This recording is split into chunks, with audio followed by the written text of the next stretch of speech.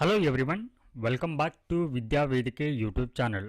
So ಇದು ಭಾರತೀಯ ಸಂವಿಧಾನ ಮತ್ತು ರಾಜಕೀಯದ ಮೈಂಡ್ ಮ್ಯಾಪ್ ಮತ್ತು ಶಾರ್ಟ್ ನೋಟ್ ಸರಣಿಯ 2ನೇ ಕ್ಲಾಸ್ ಆಗಿದೆ. So this is our second class. First ಕ್ಲಾಸಲ್ಲಿ ನಾವು ಫಂಡಮೆಂಟಲ್ಸ್ ಆಫ್ ಇಂಡಿಯನ್ ಪಾಲಿಟಿ ಅಂದರೆ ಭಾರತೀಯ ಸಂವಿಧಾನದ ಮೂಲಭೂತ ಅಂಶಗಳನ್ನ ಅಂದರೆ ಬೇಸಿಕ್ಸ್ ಬಾಕ್ಸ್ಗಳ ಬಗ್ಗೆ ತಿಳ್ಕೊಂಡಿದ್ದೀವಿ.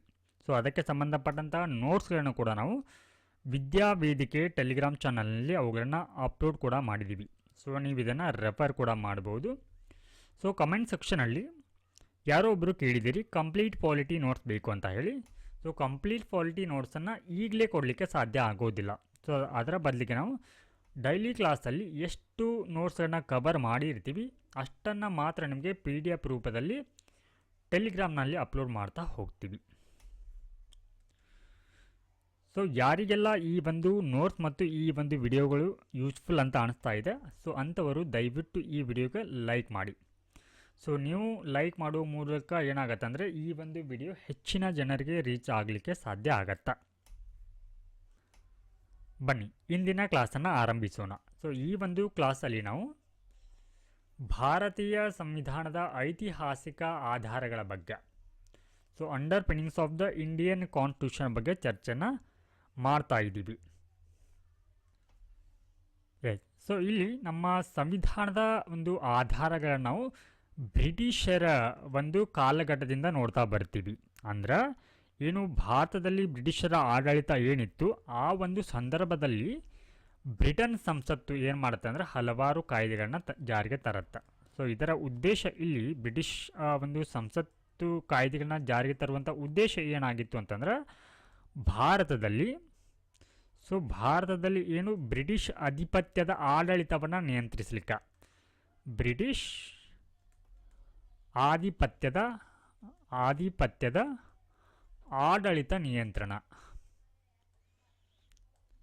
ಆಡಳಿತದ ನಿಯಂತ್ರಣಕ್ಕಾಗಿ ಹಲವಾರು ಕಾಯ್ದೆಗಳನ್ನ ಜಾರಿಗೆ ತರುತ್ತೆ. ಇದರೊಟ್ಟಿಗೆ ಭಾರತೀಯರು ಕೂಡ ಹಲವಾರು ಒಂದು ಬದಲಾವಣೆಗಳನ್ನ ಬಯಸಿ ಬೇಡಿಕೆನ ಇಡ್ತಾರೆ. ಭಾರತೀಯರ ಬೇಡಿಕೆಗಳಲ್ಲಿ ಏನಾಗಿರುತ್ತೆ, ಸುಧಾರಣೆಗಳನ್ನ ಮಾಡಬೇಕಂತ ಇರುತ್ತೆ. ಸೊ ಇದಕ್ಕೆ ಸಂಬಂಧಪಟ್ಟಂತೆ ಏನು ಮಾಡುತ್ತೆ, ಬ್ರಿಟನ್ ಸಂಸತ್ತು ಹಲವಾರು ಕಾಯ್ದೆಗಳನ್ನ ಜಾರಿಗೆ ತರುತ್ತೆ. ಸೊ ಈ ರೀತಿ ಜಾರಿಗೆ ತಂದಿರುವಂಥ ಕಾಯ್ದೆಗಳು ಅಂದರೆ ಬ್ರಿಟನ್ ಸಂಸತ್ತು ಜಾರಿಗೆ ತಂದಿರುವಂಥ ಹಲವಾರು ಕಾಯ್ದೆಗಳು ಏನಾಗುತ್ತೆ ಅಂತಂದರೆ ನಮ್ಮ ಸಂವಿಧಾನದ ಬೆಳವಣಿಗೆಗೆ ಕಾರಣ ಆಗತ್ತೆ. ಸಂವಿಧಾನ ಬೆಳವಣಿಗೆಗೆ ಕಾರಣ ಆಗತ್ತೆ. ಸೊ ಇದನ್ನೇ ನಾವು ಏನಂತ ಕರಿತೀವಿ ಅಂತಂದರೆ ಇಲ್ಲಿ ಭಾರತೀಯ ಸಂವಿಧಾನದ ಐತಿಹಾಸಿಕ ಆಧಾರಗಳು. ಅಂದರೆ ಬ್ರಿಟನ್ ಸಂಸತ್ತು ಆಗಿನ ಸಂದರ್ಭದಲ್ಲಿ ಜಾರಿಗೆ ತಂದಿರುವಂಥ ಕಾಯ್ದೆಗಳು ನಮ್ಮ ಪ್ರಸ್ತುತ ಸಂವಿಧಾನಕ್ಕೆ ಯಾವ ರೀತಿ ಆಧಾರವಾಗಿದೆ ಅನ್ನುವಂಥದ್ದನ್ನು ಇಲ್ಲಿ ಚರ್ಚೆನ ಮಾಡಲಿದ್ದೇವೆ. ಸೊ ಇಲ್ಲಿ ಮೊದಲನೇದಾಗಿ 16ನೇ ಶತಮಾನದಲ್ಲಿ ಏನಾಗುತ್ತೆ ಅಂತಂದರೆ ಭಾರತಕ್ಕೆ ಬ್ರಿಟಿಷರು ಆಗಮನ ಮಾಡ್ತಾರೆ. ಸೊ ಇಲ್ಲಿ ಯಾವ ಒಂದು ಉದ್ದೇಶಕ್ಕಾಗಿ ಅಂತಂದರೆ ಅವರು ವ್ಯಾಪಾರದ ಉದ್ದೇಶಕ್ಕಾಗಿ ಇಲ್ಲಿ ಭಾರತಕ್ಕೆ ಬರ್ತಾರೆ. ಸೊ ಈ ವ್ಯಾಪಾರದ ಹಕ್ಕನ್ನು ಯಾರು ನೀಡ್ತಾರೆ ಅಂತಂದರೆ ಇಲ್ಲಿ ಬ್ರಿಟಿಷರಿಗೆ ಬ್ರಿಟನ್ನ ರಾಣಿ ಎಲಿಜಬೆತ್ ಏನು ಮಾಡ್ತಾರೆ ಅಂತಂದರೆ ಅವರಿಗೆ ಒಂದು ಚಾರ್ಟರ್ ಅಡಿಯಲ್ಲಿ ಏನು ಮಾಡ್ತಾರೆ ಅಂತಂದರೆ ಇಲ್ಲಿ ಈಸ್ಟ್ ಇಂಡಿಯಾ ಕಂಪ್ನಿಗೆ ಏನು ಮಾಡ್ತಾರೆ ಅಂತಂದರೆ ಇಲ್ಲಿ ತಮ್ಮದೇ ಆದಂಥ ಅಂದರೆ ವ್ಯಾಪಾರಕ್ಕೆ ಸಂಬಂಧಪಟ್ಟಂಥ ಕಾನೂನಿನ ರಚನೆ ಹಾಗೆಯೇ ಸೊ ಇವರಿಗೆ ಈಸ್ಟ್ ಇಂಡಿಯಾ ಕಂಪ್ನಿಗೆ ವ್ಯಾಪಾರ ನಡೆಸಲಿಕ್ಕೆ ಹಾಗೆಯೇ ಇಲ್ಲಿ ಫ್ಯಾಕ್ಟ್ರಿಗಳನ್ನು ಓಪನ್ ಮಾಡಲಿಕ್ಕೆ ಅಥವಾ ಫ್ಯಾಕ್ಟ್ರಿಗಳನ್ನು ಇಲ್ಲಿ ತೆರೆಯಲಿಕ್ಕೆ ಏನು ಮಾಡ್ತಾರೆ ಅಂತಂದರೆ ಇವರಿಗೆ ಒಂದು ಸಣ್ಣದನ್ನು ನೀಡ್ತಾರೆ, ಚಾರ್ಟರ್ನ ನೀಡ್ತಾರೆ. ಸೊ ಈ ಮೂಲಕ ಅಂದರೆ ಈ ಚಾರ್ಟರ್ ಅಡಿಯಲ್ಲಿ ಏನು ಈ ಈಸ್ಟ್ ಇಂಡಿಯಾ ಕಂಪ್ನಿ ಏನು ಇವಾಗ ಇಲ್ಲಿ ವ್ಯಾಪಾರವನ್ನು ಮಾಡ್ತಾ ಇದೆ, ಸೊ ಇದಕ್ಕೆ ಏನು ಮಾಡ್ತಾರೆ ಅಂತಂದರೆ ಈ ಒಂದು ಕಂಪನಿಗೆ ಯಾವುದೇ ರೀತಿಯಾದಂಥ ಪ್ರತಿಸ್ಪರ್ಧಿಗಳು ಇಲ್ಲದಂತೆ ಮಾಡುತ್ತಾ. ಸೊ ಈ ಒಂದು ಚಾರ್ಟರ್ ಅಡಿಯಲ್ಲಿ ಸೊ ನಂತರದಲ್ಲಿ 1757ರಲ್ಲಿ ಏನಾಗುತ್ತೆ, ಪ್ಲಾಸ್ಟಿಕ್ ಕದನ ನಡೆಯುತ್ತೆ. ಓಕೆ, ಸೊ ಈ ಕದನದ ಮುಖಾಂತರ ಏನಾಗುತ್ತೆ ಅಂದರೆ ಕಂಪನಿಗೆ ಭಾರತದಲ್ಲಿ ಆಡಳಿತಕ್ಕೆ ಏನಾಗುತ್ತೆ, ದಾರಿ ಮಾಡಿ ಕೊಡುತ್ತೆ. ಸೊ ಇಲ್ಲಿ ಭಾರತಕ್ಕೆ ಬ್ರಿಟಿಷರ ಆಗಮನ ಯಾವ ಕಾರಣಕ್ಕಾಗಿ ಆಗಿರುತ್ತೆ, ವ್ಯಾಪಾರಕ್ಕಾಗಿ ಆಗಿರುತ್ತೆ. ಬಟ್ ಯಾವಾಗ ಇಲ್ಲಿ 1757ರಲ್ಲಿ ಪ್ಲಾಸ್ಟಿಕ್ ಕದನ ನಡೆಯುತ್ತೋ ಆವಾಗ ಅವರು ಒಂದು ವ್ಯಾಪಾರದ ಜೊತೆಗೆ ಭಾರತದ ಆಡಳಿತದಲ್ಲಿ ಕೂಡ ಏನು ಮಾಡ್ತಾರೆ ಅಂತಂದರೆ ಇಲ್ಲಿ ಪಾಲ್ಗೊಳ್ಳಲಿಕ್ಕೆ ಪ್ರಾರಂಭ ಮಾಡ್ತಾರೆ. ಸೊ ಇಲ್ಲಿ ನೀವು ಹಿಸ್ಟ್ರಿ ಪರ್ಸ್ಪೆಕ್ಟಿವಲ್ಲಿ ಇದನ್ನು ಪ್ಲಾಸ್ಟಿಕ್ ಅದನ್ನು ಯಾವಾಗ ನಡೆಯುತ್ತೆ, ಯಾರ ನಡುವೆ ನಡೆಯುತ್ತೆ, ಯಾವ ಉದ್ದೇಶಕ್ಕಾಗಿ, ಅದರ ಪರಿಣಾಮಗಳೇನು ಅನ್ನುವಂಥದ್ದನ್ನು ಹಿಸ್ಟ್ರಿ ಒಂದು ಪರ್ಸ್ಪೆಕ್ಟಿವಲ್ಲಿ ನೋಡ್ತೀರಿ. ಬಟ್ ಇದು ಫಾಲ್ಟಿ ಆಗಿರೋದ್ರಿಂದ ಇದರ ಬಗ್ಗೆ ಸಂಕ್ಷಿಪ್ತವಾಗಿ ಇಷ್ಟು ಗೊತ್ತಿರಲಿ ಸಾಕು. ಸೊ ನಂತರದಲ್ಲಿ 1765ರಲ್ಲಿ ಸೊ ಈ ಒಂದು ಸಂದರ್ಭದಲ್ಲಿ ಬ್ರಿಟಿಷರು 3 ರಾಜ್ಯಗಳಲ್ಲಿ ಏನು ಮಾಡ್ತಾರೆ ಅಂತಂದರೆ ದಿವಾಣಿ ಹಕ್ಕುಗಳನ್ನ ಪಡೆದುಕೊಳ್ತಾರೆ. ಸೊ ಇಲ್ಲಿ 3 ರಾಜ್ಯಗಳಂತಂದರೆ ಯಾವುದಿಲ್ಲಿ ದಿವಾಣಿ ಹಕ್ಕುಗಳನ್ನ ಬೆಂಗಾಲ್, ಬಿಹಾರ್ ಮತ್ತು ಒಡಿಶಾದಲ್ಲಿ ದಿವಾಣಿ ಹಕ್ಕುಗಳನ್ನ ಪಡೆದುಕೊಳ್ತಾರೆ. ಹಾಗಿದ್ರೆ ಏನಿದು ದಿವಾಣಿ ರೈಟ್ಸ್ ಅಥವಾ ದಿವಾಣಿ ಹಕ್ಕುಗಳಂತಂದ್ರೆ ಸೊ ಇಲ್ಲಿ ಇವರಿಗೆ ಆದಾಯ ಸಂಗ್ರಹವನ್ನು ಮಾಡುವಂಥ ಅಥವಾ ರೆವೆನ್ಯೂ ಕಲೆಕ್ಷನ್, ಆದಾಯ ಸಂಗ್ರಹ ಅಥವಾ ರೆವೆನ್ಯೂ ಕಲೆಕ್ಷನ್ ಮಾಡುವಂಥ ಅಧಿಕಾರವನ್ನು ಇವರು ಗಿಟ್ಟಿಸ್ಕೊಳ್ತಾರೆ.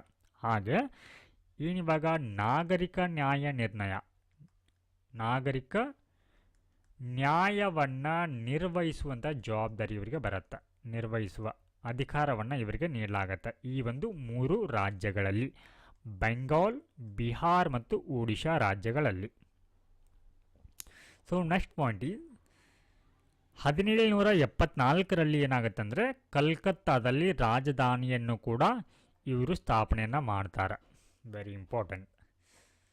ಸೊ ನೆಕ್ಸ್ಟ್ ಒನ್ ಕಂಪನಿ ಆಡಳಿತ. ಸೊ ಇಲ್ಲಿ ಕಂಪನಿ ಅಂತಂದರೆ ಈಸ್ಟ್ ಇಂಡಿಯಾ ಕಂಪನಿ. ಸೊ ಇಲ್ಲಿ ಕಂಪನಿಯ ಆಡಳಿತ ಅನ್ನುವಂಥದ್ದನ್ನು ನಾವಿಲ್ಲಿ 1773ರಿಂದ 1858ರವರೆಗೆ ನೋಡ್ತೀವಿ. ಸೊ ಇಲ್ಲಿ ಏನಂತಂದರೆ ಇದನ್ನೇ ನಿಯಂತ್ರಣವನ್ನು ಮಾಡಲಿಕ್ಕೆ ಏನು ಮಾಡುತ್ತೆ ಅಂತಂದರೆ ಬ್ರಿಟನ್ ಸಂಸತ್ತು ಹಲವಾರು ಕಾಯ್ದೆಗಳನ್ನು ಜಾರಿಗೆ ತರುತ್ತೆ ಈ ಒಂದು ಅವಧಿಯಲ್ಲಿ. ಸೊ ಇದೇ ಕಾಯ್ದೆಗಳು ಏನಾಗಿದೆ ಅಂತಂದರೆ ಭಾರತೀಯ ಸಂವಿಧಾನಕ್ಕೆ ಒಂದು ಐತಿಹಾಸಿಕ ಒಂದು ಆಧಾರಗಳಾಗಿ ಕಂಡುಬರುತ್ತೆ. ಸೊ ಅಂತಹ ಒಂದು ಕಾಯ್ದೆಗಳಲ್ಲಿ ರೆಗ್ಯುಲೇಟಿಂಗ್ ಕಾಯ್ದೆ 1773 ಕಂಡುಬರುತ್ತೆ, ಪಿಟ್ಸ್ ಇಂಡಿಯಾ ಕಾಯ್ದೆ 1784, ಹಾಗೆ 1786ರ ಕಾಯ್ದೆಗಳಲ್ಲಿ, ಹಾಗೆ ಚಾರ್ಟರ್ ಕಾಯ್ದೆ 1793 ಕಂಡುಬರುತ್ತೆ, ಚಾರ್ಟರ್ ಕಾಯ್ದೆ 1813, ಚಾರ್ಟರ್ ಕಾಯ್ದೆ 1833, ಹಾಗೆ ಚಾರ್ಟರ್ ಕಾಯ್ದೆ 1853. ಸೊ ನಾವಿವಾಗ ಈ ಎಲ್ಲ ಕಾಯ್ದೆಗಳನ್ನು 1 by 1 ಡೀಟೇಲ್ ಆಗಿ ನೋಡ್ತಾ ಹೋಗೋಣ. ಯಾವೆಲ್ಲ ಕಾಯ್ದೆಗಳಲ್ಲಿ ಏನೆಲ್ಲ ಅಂಶಗಳನ್ನು ಸೇರಿಸಲಾಗಿತ್ತು ಅಥವಾ ಅವುಗಳ ಲಕ್ಷಣಗಳೇನು ಅನ್ನುವಂಥದ್ದನ್ನು ನೋಡೋಣ. ಸೊ ಮೊದಲನೇದಾಗಿ 1773ರ ರೆಗ್ಯುಲೇಟಿಂಗ್ ಕಾಯ್ದೆ. ಈ ಕಾಯ್ದೆಯ ಒಂದು ಪ್ರಮುಖ ಲಕ್ಷಣಗಳ ಬಗ್ಗೆ ನೋಡೋದಾದರೆ ಸೊ ಫಸ್ಟ್ ಪಾಯಿಂಟ್ ಅಥವಾ ಮೊದಲ ಲಕ್ಷಣ ಏನಂತಂದರೆ ಭಾರತವನ್ನು, ಅಂದರೆ ಈ ಕಾಯ್ದೆಯ ಬಗ್ಗೆ ಹೇಳಬೇಕಂದ್ರೆ ಇದು ಭಾರತದ ಆಡಳಿತವನ್ನು ನಿಯಂತ್ರಿಸಲು ಬ್ರಿಟಿಷರ ಒಂದು ಸರ್ಕಾರದ ಮೊದಲ ಹೆಜ್ಜೆ ಆಗಿತ್ತು. ಸೊ ನಮಗೆಲ್ಲ ಗೊತ್ತಿರೋ ಹಾಗೆ ಅವರ ವ್ಯಾಪಾರ ಉದ್ದೇಶದಿಂದ ಬಂದಿರುವಂಥ ಬ್ರಿಟಿಷರು ಏನಂತಂದ್ರೆ ಮೊದಲ ಬಾರಿಗೆ ಭಾರತದ ಆಡಳಿತವನ್ನು ನಿಯಂತ್ರಿಸಲಿಕ್ಕೆ ಏನಾಗುತ್ತೆ ಅಂತಂದರೆ ಈ ಒಂದು ಕಾಯ್ದೆ ಇಲ್ಲಿ ಅನುಕೂಲ ಮಾಡಿಕೊಡುತ್ತಾ. ಸೊ ಅದಕ್ಕಾಗಿ ಇದನ್ನು ಏನಂತ ಕರಿತೀವಿ, ಭಾರತದ ಆಡಳಿತವನ್ನು ನಿಯಂತ್ರಿಸಲು ಬ್ರಿಟಿಷ್ ಸರ್ಕಾರದ ಮೊದಲ ಹೆಜ್ಜೆ ಅಂತ ಕರಿತೀವಿ.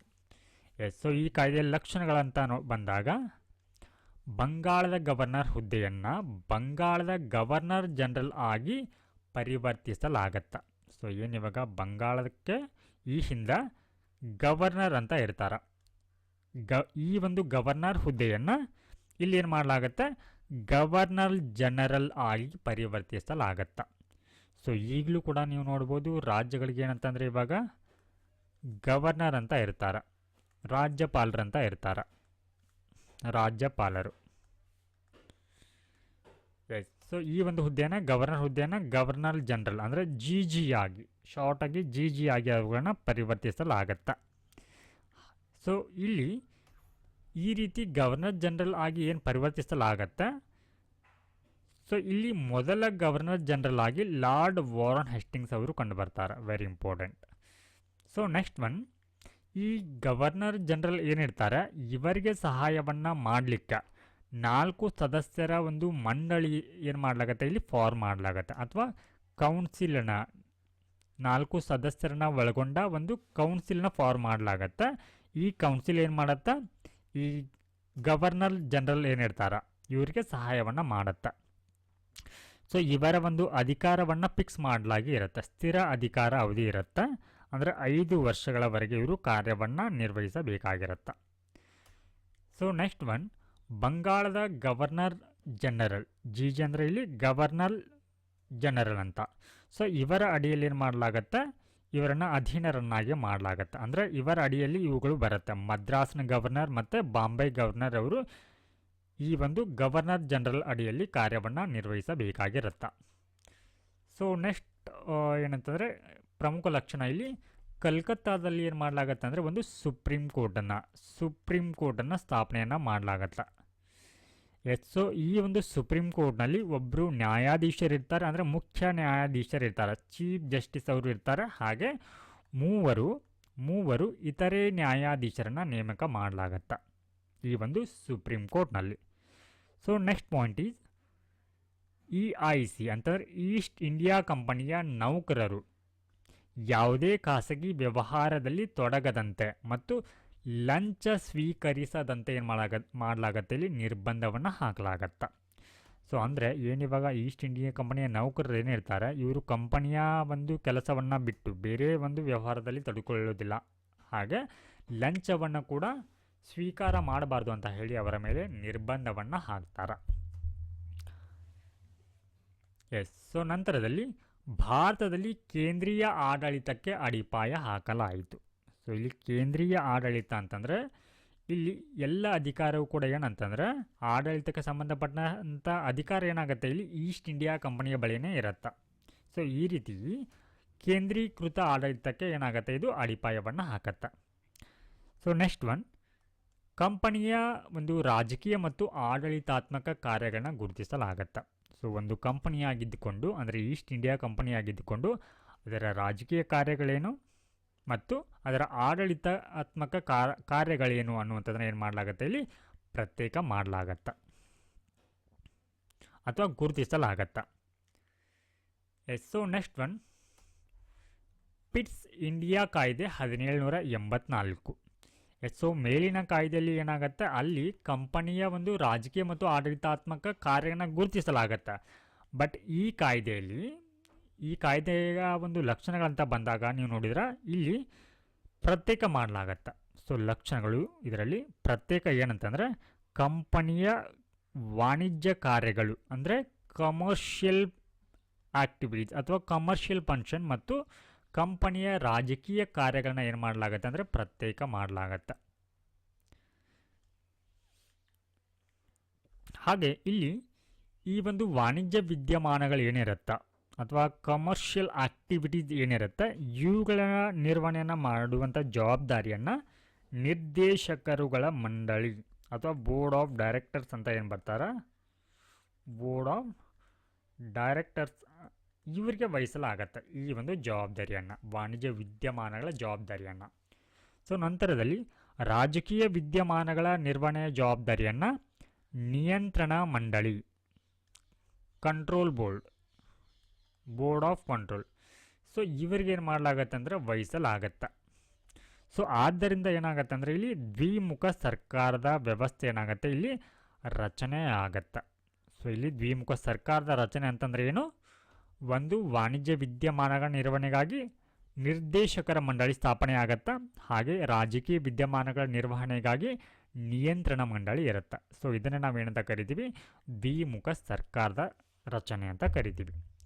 ಹಾಗೆ ಇಲ್ಲಿ ನಿಯಂತ್ರಣ ಮಂಡಳಿಯ ಒಂದು ಜವಾಬ್ದಾರಿ ಏನಾಗಿತ್ತು ಅಂತಂದರೆ ಹೆಚ್ಚುವರಿಯಾಗಿ ಸಿವಿಲ್, ಮಿಲಿಟರಿ ಮತ್ತು ರೆವೆನ್ಯೂ ವಿಷಯಗಳ ಒಂದು ಮೇಲ್ವಿಚಾರಣೆಯನ್ನು ಮಾಡುವಂತಹ ಜವಾಬ್ದಾರಿ ಈ ನಿಯಂತ್ರಣ ಮಂಡಳಿದಾಗಿತ್ತು.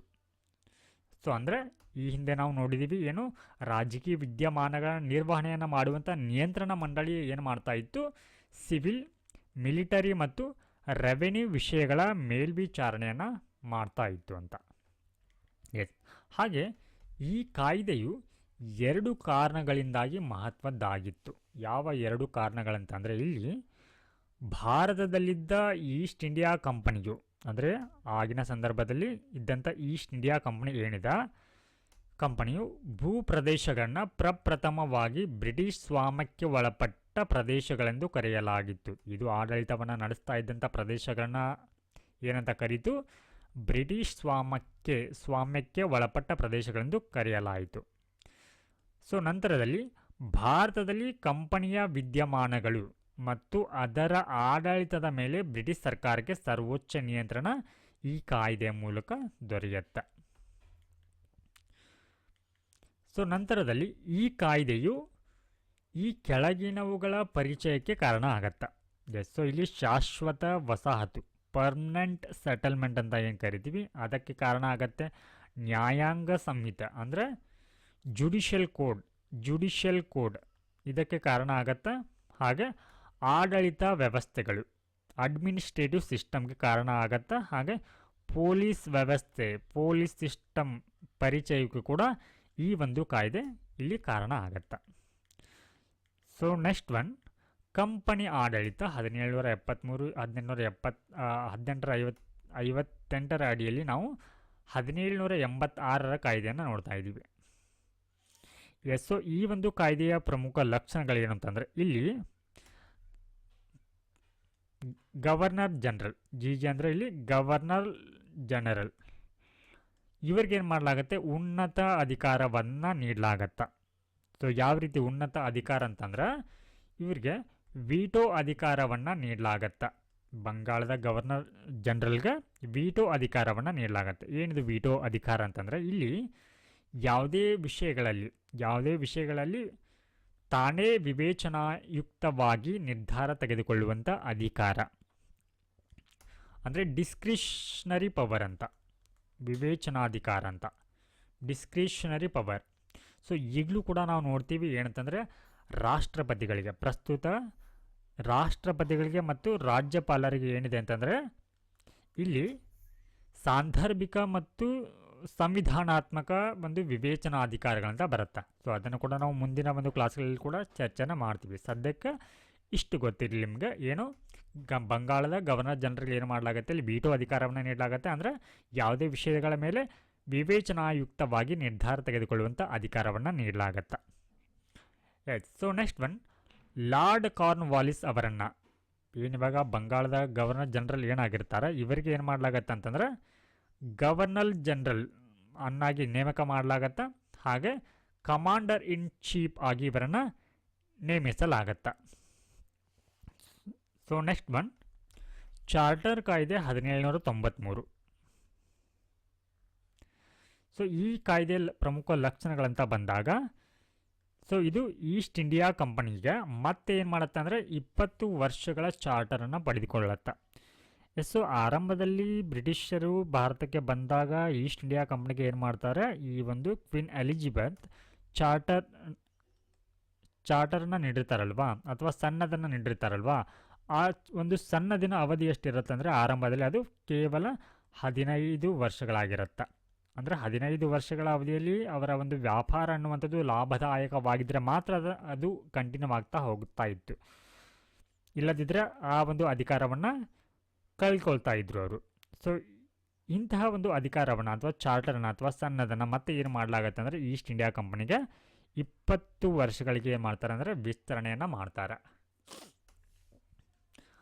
ಸೊ ನೆಕ್ಸ್ಟ್ ಒನ್, ಭಾರತದ ಖಜಾನೆಯಿಂದ ನಿಯಂತ್ರಣ ಮಂಡಳಿಯ ಸದಸ್ಯರ ಸಂಬಳ. ಸೊ ಏನು ಇವಾಗ ಬೋರ್ಡ್ ಆಫ್ ಕಂಟ್ರೋಲ್ ಏನಿರುತ್ತಾ, ಸೊ ಅವರಿಗೆ ಒಂದು ಸದಸ್ಯರು ಏನಿರ್ತಾರೆ, ಆ ಸದಸ್ಯರಿಗೆ ಸಂಬಳ ಎಲ್ಲಿಂದ ಹೋಗ್ತಾ ಇತ್ತು ಅಂತಂದರೆ ಅದು ಭಾರತದ ಖಜಾನೆಯಿಂದಲೇ ಹೋಗ್ತಾ ಇತ್ತು.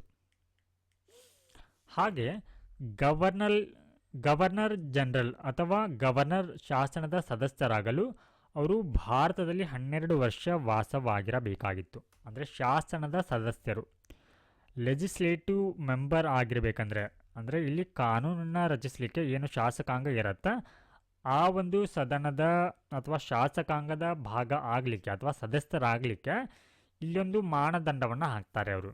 ಏನಂತಂದರೆ ಗವರ್ನರ್ ಜನರಲ್ ಆಗಿರ್ಬೋದು ಅಥವಾ ಗವರ್ನರ್ ಆಗಿರ್ಬೋದು, ಅವರು ಕನಿಷ್ಠ ಭಾರತದಲ್ಲಿ 12 ವರ್ಷ ವಾಸವಾಗಿರಲೇಬೇಕಾಗಿತ್ತು ಅನ್ನುವಂಥ ನಿಯಮವನ್ನು ಜಾರಿಗೆ ತರ್ತಾರೆ. ಸೊ ಇನ್ನೊಂದು ಪ್ರಮುಖ ಕಾಯ್ದೆ ಏನಂತಂದರೆ ಚಾರ್ಟರ್ ಕಾಯ್ದೆ 1813. ಸೊ ಈ ಕಾಯ್ದೆಯ ಪ್ರಮುಖ ಲಕ್ಷಣಗಳಂತಂದ್ರೆ, ಸೊ ಈಸ್ಟ್ ಇಂಡಿಯಾ ಕಂಪನಿಯ ಏಕಸ್ವಾಮ್ಯವನ್ನು ಕೊನೆಗಾಣಿಸುತ್ತೆ ಈ ಒಂದು ಕಾಯ್ದೆ. ಸೊ ಇಲ್ಲಿ ಏನು ಈ ಹಿಂದೆ ಬಂದಾಗ ಅಂದರೆ ಭಾರತಕ್ಕೆ ಬ್ರಿಟಿಷರು ಬಂದಾಗ ಅವಾಗ ಏನು ಮಾಡಲಾಗಿರುತ್ತೆ, ಅಲ್ಲಿ ವ್ಯಾಪಾರಕ್ಕೆ ಯಾವುದೇ ರೀತಿಯ ಪ್ರತಿಸ್ಪರ್ಧಿಗಳು ಅಂದರೆ ಬ್ರಿಟನ್ನಿಂದ ಯಾವುದೇ ಪ್ರತಿಸ್ಪರ್ಧಿಗಳು ಇರಬಾರ್ದು ಅಂತ ಹೇಳಿರ್ತಾರೆ. ಬಟ್ ಇಲ್ಲಿ ಅಂತಹ ಒಂದು ನಿಯಮವನ್ನು ಏನು ಮಾಡಲಾಗುತ್ತೆ, ಇಲ್ಲಿ ತೆಗೆದು ಹಾಕಲಾಗತ್ತೆ. ಅಂದರೆ ಇಲ್ಲಿ ಕೇವಲ ಈಸ್ಟ್ ಇಂಡಿಯಾ ಕಂಪ್ನಿಗೆ ಏನು ಮಾಡಲಾಗತ್ತೆ, ಟೀ ವ್ಯಾಪಾರ ಮತ್ತು ಚೀನಾದಲ್ಲಿ ವ್ಯಾಪಾರ ಮಾಡಲಿಕ್ಕೆ ಮಾತ್ರ ಅವಕಾಶವನ್ನು ನೀಡಲಾಗತ್ತೆ. ಹಾಗೆ ಇಲ್ಲಿ ಬ್ರಿಟಿಷರ ಒಂದು ಉದ್ದೇಶ ಕೂಡ ಏನಾಗಿತ್ತು ಅಂತಂದರೆ ಭಾರತಕ್ಕೆ ಬಂದಾಗ ಧರ್ಮ ಪ್ರಸ್ತಾರವನ್ನು ಕೂಡ ಮಾಡುವುದಾಗಿತ್ತು. ಅವರ ಧರ್ಮ ಇಲ್ಲಿ ಕ್ರಿಶ್ಚಿಯನ್ ಧರ್ಮ ಆಗಿತ್ತು. ಸೊ ಇಲ್ಲಿ ಅವರ ಆಡಳಿತದ ಪ್ರಭಾವದಿಂದಾಗಿ ಏನಾಗುತ್ತೆ, ಭಾರತದಲ್ಲಿ ಕ್ರಿಶ್ಚಿಯನ್ ಧರ್ಮವು ಕೂಡ ಏನಾಗುತ್ತೆ ಇಲ್ಲಿ ಹರಡತ್ತ.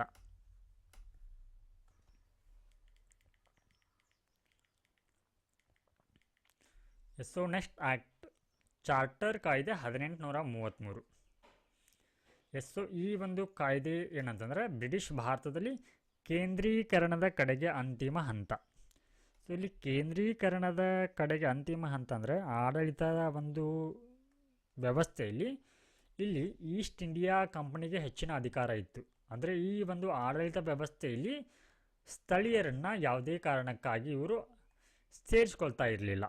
ಸೊ ಇಲ್ಲಿ ಅಂತಿಮ ಅಧಿಕಾರ ಅಥವಾ ಸರ್ವೋಚ್ಚ ಅಧಿಕಾರ ಯಾರಿಗಿತ್ತು, ಇಲ್ಲಿ ಕೇವಲ ಅದು ಈಸ್ಟ್ ಇಂಡಿಯಾ ಕಂಪನಿಯ ಬಳಿ ಇತ್ತು. ಸೊ ಹೀಗಾಗಿ ಈ ಒಂದು ಕಾಯ್ದೆಯ ಮೂಲಕ ಏನು ಮಾಡಲಾಗತ್ತೆ ಅಂದರೆ ಹೆಚ್ಚಿನ ಅಧಿಕಾರವನ್ನು ಈಸ್ಟ್ ಇಂಡಿಯಾ ಕಂಪನಿಗೆ ನೀಡಲಾಗಿರುತ್ತೆ. ಸೊ ಅದಕ್ಕೆ ಇದಕ್ಕೆ ಹೇಳ್ತಾರೆ ಕೇಂದ್ರೀಕರಣದ ಕಡೆಗೆ ಅಂತಿಮ ಹಂತ ಅಂತ ಕರೆಯಲಾಗತ್ತೆ.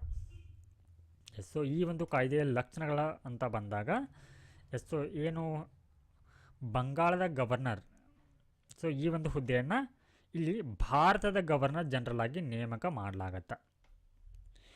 ಬಂಗಾಳದ ಗವರ್ನರ್ ಅವರನ್ನು ಭಾರತದ ಗವರ್ನರ್ ಜನರಲ್ ಆಗಿ ಇಲ್ಲಿ ಏನು ಮಾಡಲಾಗುತ್ತೆ, ನೇಮಕ ಮಾಡಲಾಗತ್ತೆ. ಸೊ ಈ ನಿಟ್ಟಿನಲ್ಲಿ ಭಾರತದ ಮೊದಲ ಗವರ್ನರ್ ಜನರಲ್ ಆಗಿ ಯಾರು ನೇಮಕಗೊಳ್ತಾರೆ, ಲಾರ್ಡ್ ವಿಲಿಯಂ ಬೆಂಟಿಂಕ್ ಅವರು ನೇಮಕಗೊಳ್ತಾರೆ. Very important point. ಹಾಗೆ ಈ ರೀತಿ ನೇಮಕಗೊಂಡಂಥ ಗವರ್ನರ್ ಜನರಿಗೆ ಒಂದಿಷ್ಟು ಅಧಿಕಾರಗಳನ್ನ ನೀಡ್ತಾರೆ. ಸೊ ಇಲ್ಲಿ ಸಿವಿಲ್ ಮತ್ತು ಮಿಲಿಟರಿ ಅಧಿಕಾರಗಳನ್ನು, ಸೊ ಇಲ್ಲಿ ಶಾಸನೀಯ ಅಧಿಕಾರವನ್ನು ಭಾರತದ ಗವರ್ನರ್ ಜನರಲ್ ಅವರಿಗೆ ನೀಡ್ತಾರೆ. ಸೊ ಇಲ್ಲಿ ಎರಡು ರೀತಿಯ ಅಧಿಕಾರಗಳಲ್ಲಿ ಸಿವಿಲ್ ಮತ್ತು ಮಿಲಿಟರಿ ಅಧಿಕಾರಿಗಳಿರುತ್ತೆ. ಸೊ ಈ ಅಧಿಕಾರಗಳಲ್ಲಿ ಶಾಸನೀಯ ಅಧಿಕಾರವನ್ನು, ಶಾಸನವನ್ನು ರಚಿಸುವಂಥ ಅಧಿಕಾರವನ್ನು ಏನು ಮಾಡಲಾಗತ್ತೆ, ಇಲ್ಲಿ ಭಾರತದ ಗವರ್ನರ್ ಜನರಲ್ ಅವರಿಗೆ ನೀಡಲಾಗತ್ತೆ. ಸೊ ಇಲ್ಲಿ ಏನಾಗುತ್ತೆ ಅಂದರೆ ಈ ಒಂದು ಕಾಯ್ದೆ ಅಡಿಯಲ್ಲಿ ನಿಯಮಗಳನ್ನು ಅಥವಾ ಕಾನೂನುಗಳನ್ನು ಏನು ಮಾಡಲಾಗತ್ತೆ ಅಂತಂದರೆ ಇಲ್ಲಿ ಕಾಯ್ದೆಗಳಿಂದ ಕರೆಯಲಾಗತ್ತೆ. ಕಾಯ್ದೆಗಳು ಅಂತ ಹೇಳಿ ಕರೀಲಿಕ್ಕೆ ಆರಂಭ ಮಾಡಲಾಗತ್ತೆ.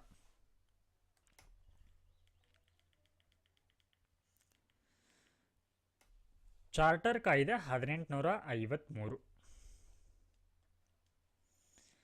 ಸೊ ಈ ಒಂದು ಕೊನೆಯ ಚಾರ್ಟರ್ ಕಾಯ್ದೆ ಆಗಿದೆ. ಅಂದರೆ ಏನಿವಾಗ 1793ರಿಂದ ಏನು ಕಾಯ್ದೆಗಳು ಬರುತ್ತೆ ಆ ಒಂದು ಕಾಯ್ದೆಗಳ ಒಂದು ಸರಣಿಯಲ್ಲಿ ಇದು ಕೊನೆಯ ಚಾರ್ಟರ್ ಕಾಯ್ದೆ ಆಗಿದೆ 1853. ಸೊ ಈ ಒಂದು ಚಾರ್ಟರ್ ಕಾಯ್ದೆಯ ಲಕ್ಷಣಗಳನ್ನು ನೋಡೋದಾದ್ರೆ, ಸೊ ಈ ಒಂದು ಕಾಯ್ದೆ ಅಡಿಯಲ್ಲಿ 1854ರಲ್ಲಿ ಏನು ಮಾಡಲಾಗತ್ತೆ, ಒಂದು ಮೆಕಾಲೆ ಕಮಿಟಿ ನೇತೃತ್ವದಲ್ಲಿ ಮೊದಲ ಬಾರಿಗೆ ಏನು ಮಾಡಲಾಗತ್ತೆ ಅಂದರೆ ಇಲ್ಲಿ ಒಂದಿಷ್ಟು ಕಾರ್ಯಗಳನ್ನು ಪ್ರತ್ಯೇಕ ಮಾಡಲಾಗತ್ತೆ. ಸೊ ಇಲ್ಲಿ ಶಾಸಕಾಂಗದ ಕಾರ್ಯಗಳನ್ನ, ಕಾರ್ಯಾಂಗದ ಕಾರ್ಯಗಳನ್ನು ಹಾಗೆ ಗವರ್ನರ್ ಜನರಲ್ ಅವರ ಕಾರ್ಯಗಳನ್ನ ಏನು ಮಾಡಲಾಗತ್ತೆ ಅಂದರೆ ಇಲ್ಲಿ ಪ್ರತ್ಯೇಕ ಮಾಡಲಾಗತ್ತೆ. ಸೊ ನೆಕ್ಸ್ಟ್ ಒನ್, ಪ್ರಥಮ ಬಾರಿಗೆ ಫಸ್ಟ್ ಟೈಮ್ ಏನು ಮಾಡಲಾಗುತ್ತೆ, ಇಲ್ಲಿ ಭಾರತೀಯ ಲೆಜಿಸ್ಲೇಟಿವ್ ಕೌನ್ಸಿಲ್ನಲ್ಲಿ ಸ್ಥಳೀಯರಿಗೆ ಪ್ರಾತಿನಿಧ್ಯವನ್ನು ನೀಡಲಾಗತ್ತೆ. Very important. ಸೊ ಈ ಹಿಂದೆ ನಾವು ನೋಡಿದ್ದೀವಿ ಏನಂತಂದರೆ ಎಲ್ಲವೂ ಕೂಡ ಕೇಂದ್ರೀಕರಣದ ಕಡೆಗೆ ಹೆಚ್ಚಿನ ಒಂದು ಮಹತ್ವವನ್ನು ನೀಡ್ತಾ ಇದ್ದವು ಅಂತ. ಬಟ್ ಇದೇ ಪ್ರಥಮ ಬಾರಿಗೆ ಏನಂತಂದರೆ ಇಲ್ಲಿ ಲೆಜಿಸ್ಲೇಟಿವ್ ಕೌನ್ಸಿಲ್ ಅಂದರೆ ಶಾಸಕಾಂಗದಲ್ಲಿ ಏನಂತಂದರೆ ಇಲ್ಲಿ ಸ್ಥಳೀಯರಿಗೆ ಕೂಡ ಏನು ಮಾಡಲಾಗತ್ತೆ ಅಂದರೆ ಪ್ರಾತಿನಿಧ್ಯವನ್ನು ನೀಡಲಾಗತ್ತೆ. ಸೊ ಇಲ್ಲಿ 6 ಜನ ಸದಸ್ಯರ ಪೈಕಿ ಅಂದರೆ ಲೆಜಿಸ್ಲೇಟಿವ್ ಕೌನ್ಸಿಲ್ನಲ್ಲಿ ಏನಿವಾಗ 6 ಜನ ಏನಿರ್ತಾರೆ, ಸೊ ಇವರಲ್ಲಿ 4 ಜನ ಸದಸ್ಯರನ್ನು ಸ್ಥಳೀಯ ಅಥವಾ ಪ್ರಾಂತೀಯ ಸರ್ಕಾರಗಳಿಂದ ನೇಮಕ ಮಾಡಬೇಕಾಗಿತ್ತು. ಔಟ್ ಆಫ್ 6 ಮೆಂಬರ್ಸಲ್ಲಿ 4 ಜನರು ಏನಾಗಿರಬೇಕಿತ್ತು, ಸ್ಥಳೀಯ ಪ್ರಾಂತ್ಯಗಳಿಂದ ಅಥವಾ ಸ್ಥಳೀಯ ಸರ್ಕಾರಗಳಿಂದ ನೇಮಕ ಮಾಡಬೇಕಾಗಿತ್ತು. ಹಾಗಿದ್ರೆ ಆ 4 ಪ್ರಾಂತ್ಯಗಳು ಯಾವುವು ಅನ್ನುವಂಥದ್ದನ್ನು ನೋಡೋಣ. ಸೊ ಮೊದಲನೇದಾಗಿ ಬಾಂಬೆ, ಮದ್ರಾಸ್, ಬಂಗಾಳ ಮತ್ತು ಆಗ್ರಾ. ಸೊ ಈ 4 ಪ್ರಾಂತ್ಯಗಳಿಂದ ತಲಾ ಒಬ್ಬರನ್ನು ತೆಗೆದುಕೊಳ್ಬೇಕಾಗಿತ್ತು.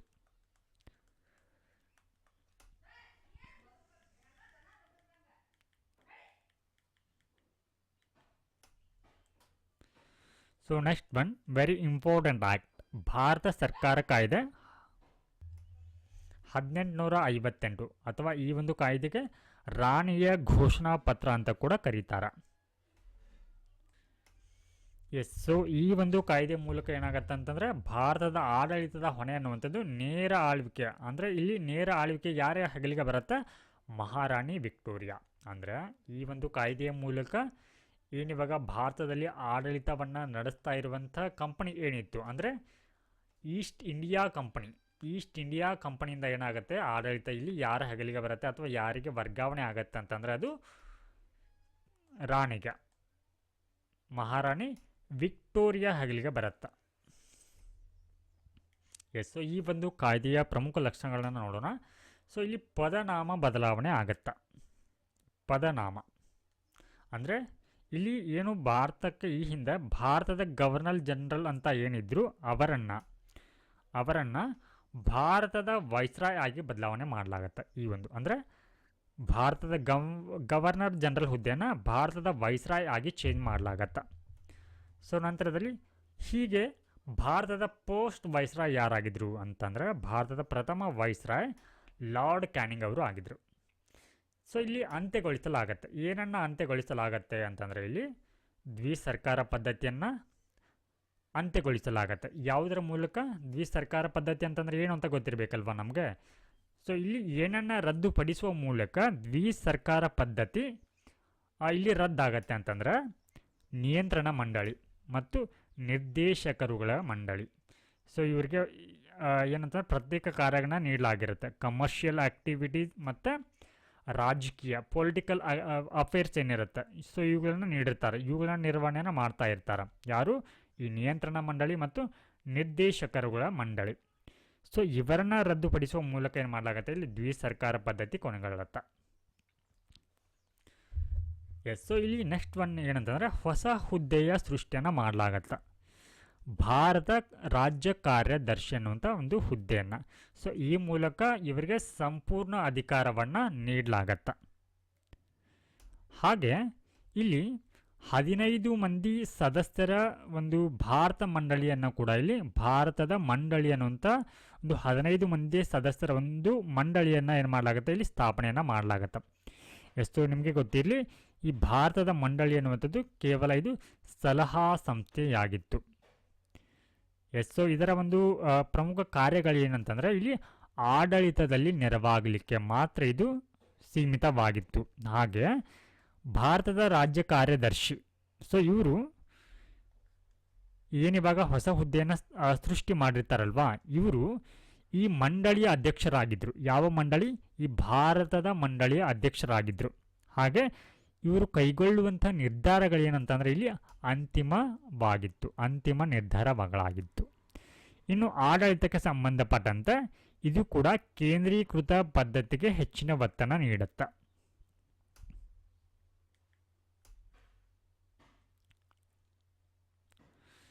So next one Bharat council ಕಾಯ್ದೆ 1861. ಎಸ್, ಸೊ ಈ ಕಾಯ್ದೆ ಆಡಳಿತದ ವಿಕೇಂದ್ರೀಕರಣಕ್ಕಾಗಿ ಜಾರಿ. ಸೊ ಅಂದರೆ ಈ ಹಿಂದೆ ಬಂದಿರುವಂಥ ಕಾಯ್ದೆ 1858ರ ಕಾಯ್ದೆ ಏನಿತ್ತು ಅದು ಕೇಂದ್ರೀಕರಣದ ಕಡೆಗೆ ಹೆಚ್ಚಿನ ಒಂದು ಒಲವನ್ನು ತೋರಿತ್ತು. ಆದರೆ ಇಲ್ಲಿ ವಿಕೇಂದ್ರೀಕರಣಕ್ಕೆ ಏನು ಮಾಡುತ್ತೆ ಅಂದರೆ ಹೆಚ್ಚಿನ ಒತ್ತನ್ನು ನೀಡುತ್ತೆ. ವಿಕೇಂದ್ರೀಕರಣಕ್ಕೆ ಅಂತಂದರೆ ಇಲ್ಲಿ ಸ್ಥಳೀಯ ಪ್ರಾಂತ್ಯಕ್ಕೆ ಅಥವಾ ಸ್ಥಳೀಯ ಸರ್ಕಾರಗಳಿಗೆ ಕೂಡ ಏನು ಮಾಡುತ್ತೆ ಅಂತಂದರೆ ಒಂದಿಷ್ಟು ಅಧಿಕಾರವನ್ನು ನೀಡುತ್ತೆ. ಸೊ ಹೀಗಾಗಿ ಇದು ಸಂವಿಧಾನ ಮತ್ತು ರಾಜಕೀಯ ಇತಿಹಾಸದಲ್ಲಿ ಒಂದು ಮಹತ್ವದ ಮೈಲಿಗಲ್ಲು ಅಂತ ಕರೆಸಿಕೊಳ್ಳುತ್ತೆ. ಈ ಕಾಯ್ದೆಯ ಲಕ್ಷಣಗಳನ್ನು ನೋಡೋಣ. ಸೊ ಇಲ್ಲಿ ಪ್ರತಿನಿಧಿ ಸಂಸ್ಥೆಗಳ ಉಗಮದ ಆರಂಭ ಹೇಗೆ, ಯಾವುದರ ಮೂಲಕ? ಮೂಲಕ. ಯಾವುದರ ಮೂಲಕ ಏನಾಗುತ್ತೆ ಇಲ್ಲಿ ಪ್ರತಿನಿಧಿ ಸಂಸ್ಥೆಗಳು ಉಗಮ ಆಗತ್ತೆ ಅಂತಂದರೆ ಕಾನೂನು ರೂಪಿಸುವ ಪ್ರಕ್ರಿಯೆಯಲ್ಲಿ ಭಾರತೀಯರು ಪಾಲ್ಗೊಳ್ತಾರೆ ಈ ಒಂದು ಕಾಯ್ದೆ ಮುಖಾಂತರ.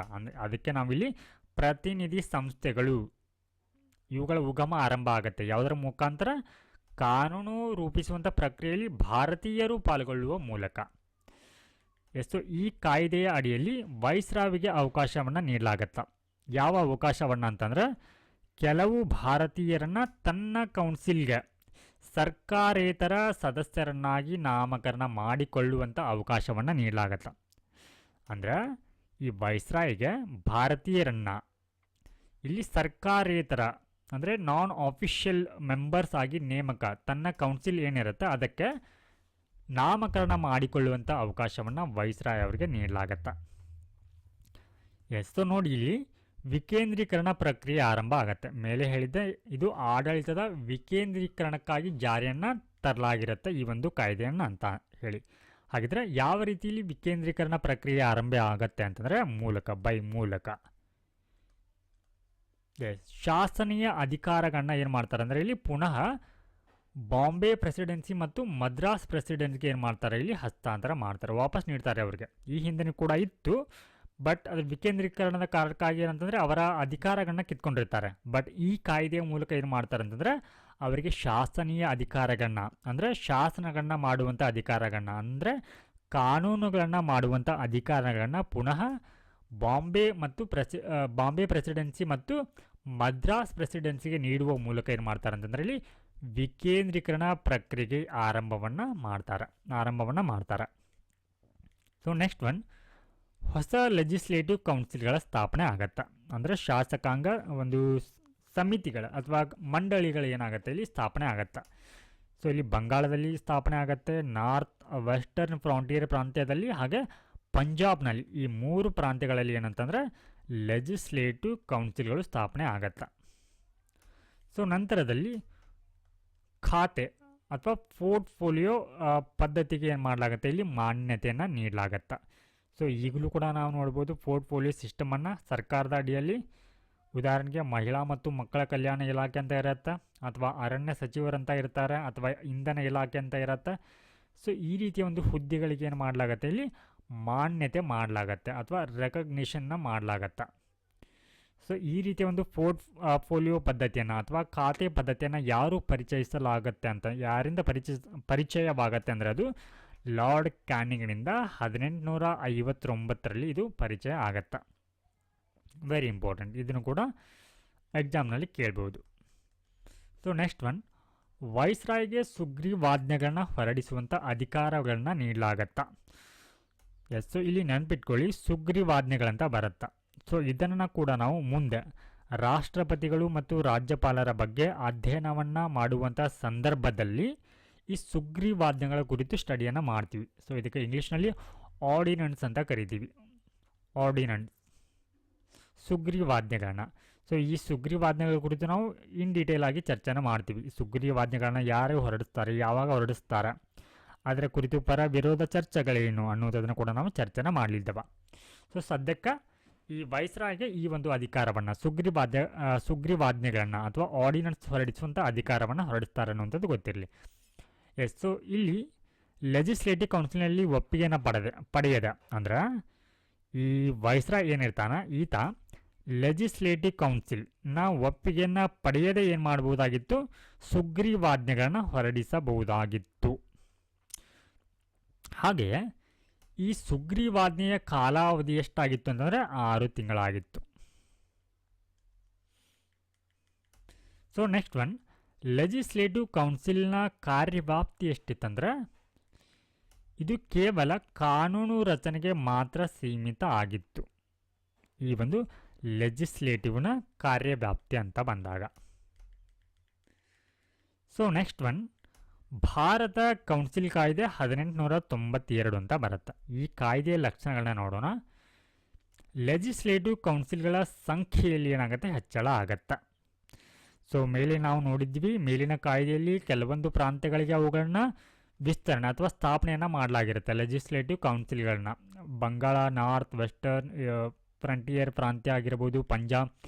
ಸೊ ಇಲ್ಲೂ ಕೂಡ ಏನು ಮಾಡಲಾಗತ್ತೆ ಅಂದರೆ ಈ ಒಂದು ಕಾಯ್ದೆ ಅಡಿಯಲ್ಲೂ ಕೂಡ ಈ ಕೌನ್ಸಿಲ್ಗಳ ಸಂಖ್ಯೆಯನ್ನು ಹೆಚ್ಚಳ ಮಾಡಲಾಗತ್ತೆ.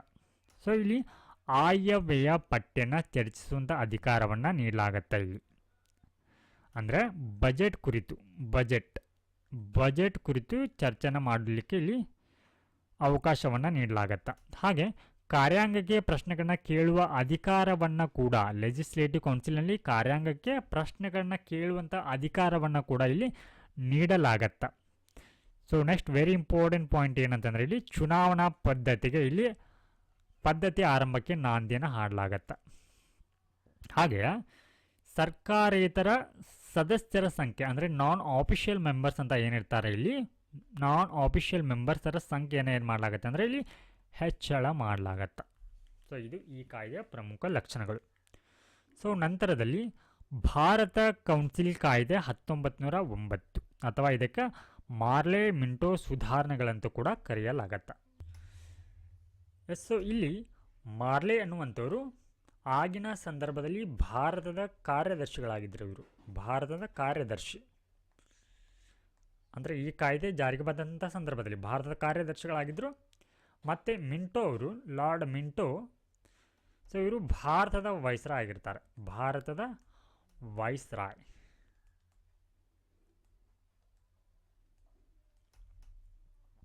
ಎಸ್. ಸೊ ಈ ಒಂದು ಕಾಯ್ದೆಯ ಅಥವಾ ಈ ಒಂದು ಮಾರ್ಲೆ ಮಿಂಟೋ ಸುಧಾರಣೆಗಳ ಪ್ರಮುಖ ಲಕ್ಷಣಗಳ ಬಗ್ಗೆ ನೋಡೋಣ. ಸೊ ಪ್ರಮುಖ ಲಕ್ಷಣಗಳು, ಲೆಜಿಸ್ಲೇಟಿವ್ ಕೌನ್ಸಿಲ್ನ ಸದಸ್ಯರ ಸಂಖ್ಯೆಯನ್ನು ಏನು ಮಾಡಲಾಗತ್ತೆ ಇಲ್ಲಿ ಏರಿಕೆಯನ್ನು ಮಾಡಲಾಗತ್ತೆ.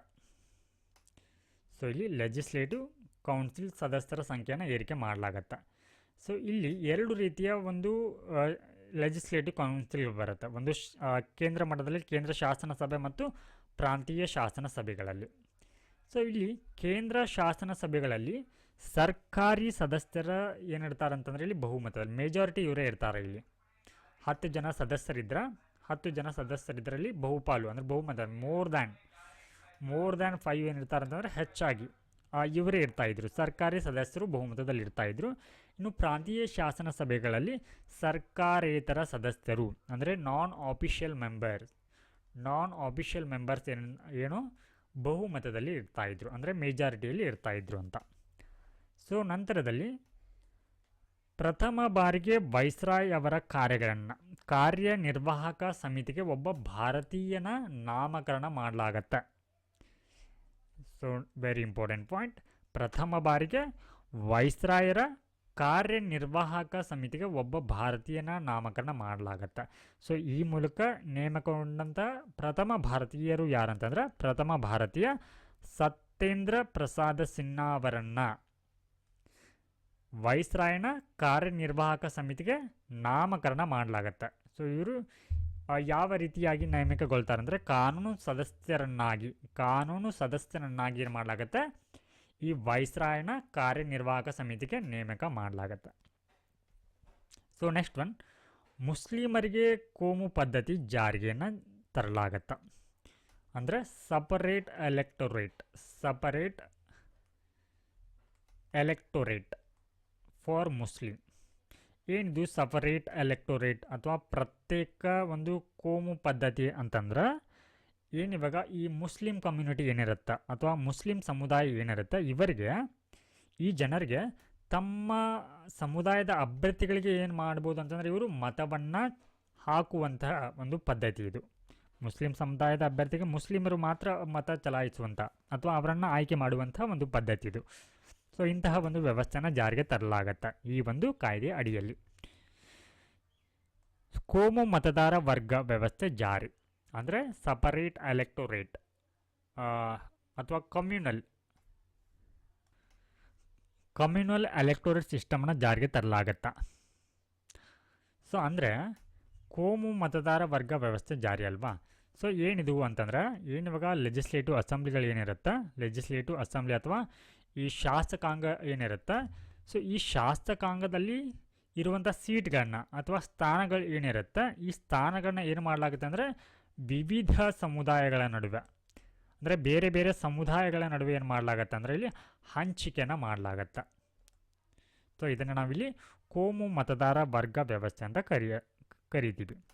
ಸೊ ನಂತರದಲ್ಲಿ ಲಾರ್ಡ್ ಮಿಂಟೋ ಅವರಿಗೆ ಏನಂತ ಕರೀತಾರೆ ಅಂತಂದರೆ ಕೋಮು ಮತದಾರ ವರ್ಗದ ಪಿತಾಮಹ ಅಂತ ಕರೀತಾರೆ. ಯಾಕೆ ಅಂತಂದರೆ ಈ ಒಂದು ವ್ಯವಸ್ಥೆಯನ್ನು ಜಾರಿಗೆ ತಂದಿರುವಂಥ ವ್ಯಕ್ತಿ ಈತ ಲಾರ್ಡ್ ಮಿಂಟೋ. ಸೊ ಹೀಗಾಗಿ ಲಾರ್ಡ್ ಮಿಂಟೋಗೆ ಕೋಮು ಮತದಾರ ವರ್ಗದ ಪಿತಾಮಹ ಅಂತ ಕರೆಯಲಾಗತ್ತೆ. ಸೊ ನಂತರದಲ್ಲಿ ಕೌನ್ಸಿಲ್ನಲ್ಲಿ ಸರ್ಕಾರೇತರ ಸದಸ್ಯರ ನಿರ್ಣಯಗಳ ಆರಂಭ.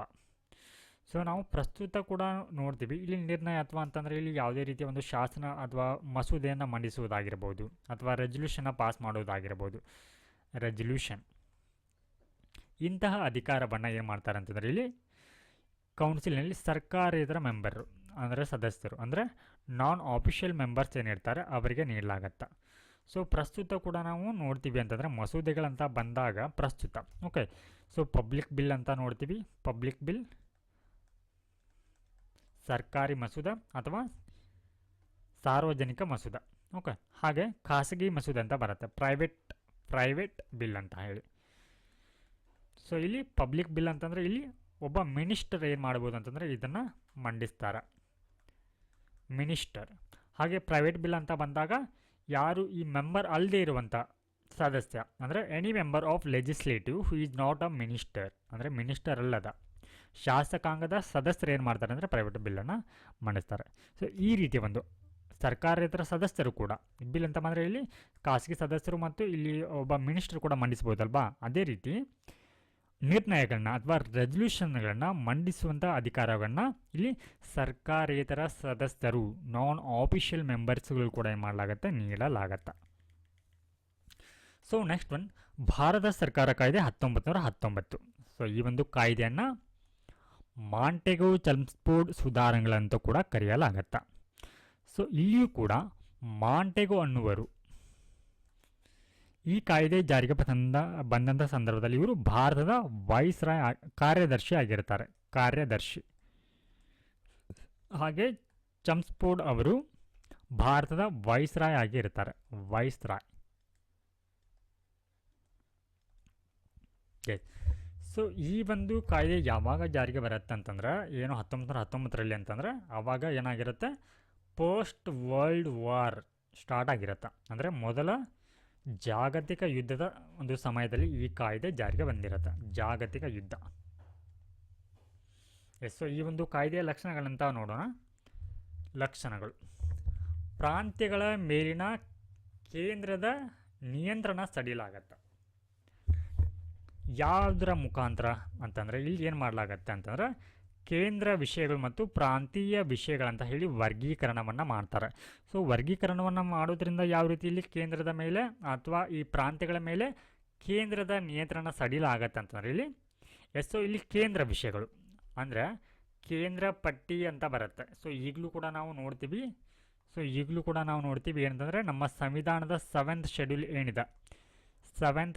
ಏನಿದೆ ಅಲ್ಲಿ ಏನು ಮಾಡಲಾಗತ್ತೆ ಅಂದರೆ 3 ವಿಷಯಗಳಾಗಿ ವರ್ಗೀಕರಣವನ್ನು ಮಾಡಲಾಗಿದೆ. ಸೊ ಏನಂತಂದರೆ ಅಲ್ಲಿ ಸೆಂಟರ್ ಲಿಸ್ಟ್ ಅಥವಾ ಯೂನಿಯನ್ ಲಿಸ್ಟ್ ಅಂತ ಬರುತ್ತೆ, ನೆಕ್ಸ್ಟ್ ಒನ್ ಸ್ಟೇಟ್ ಲಿಸ್ಟ್ ಅಂತ ಬರುತ್ತೆ. ಸೊ ನಂತರದಲ್ಲಿ ಕನ್ಕರೆಂಟ್ ಅಥವಾ ಸಮವರ್ತಿ ಪಟ್ಟಿಗಳಂತ ಬರುತ್ತೆ.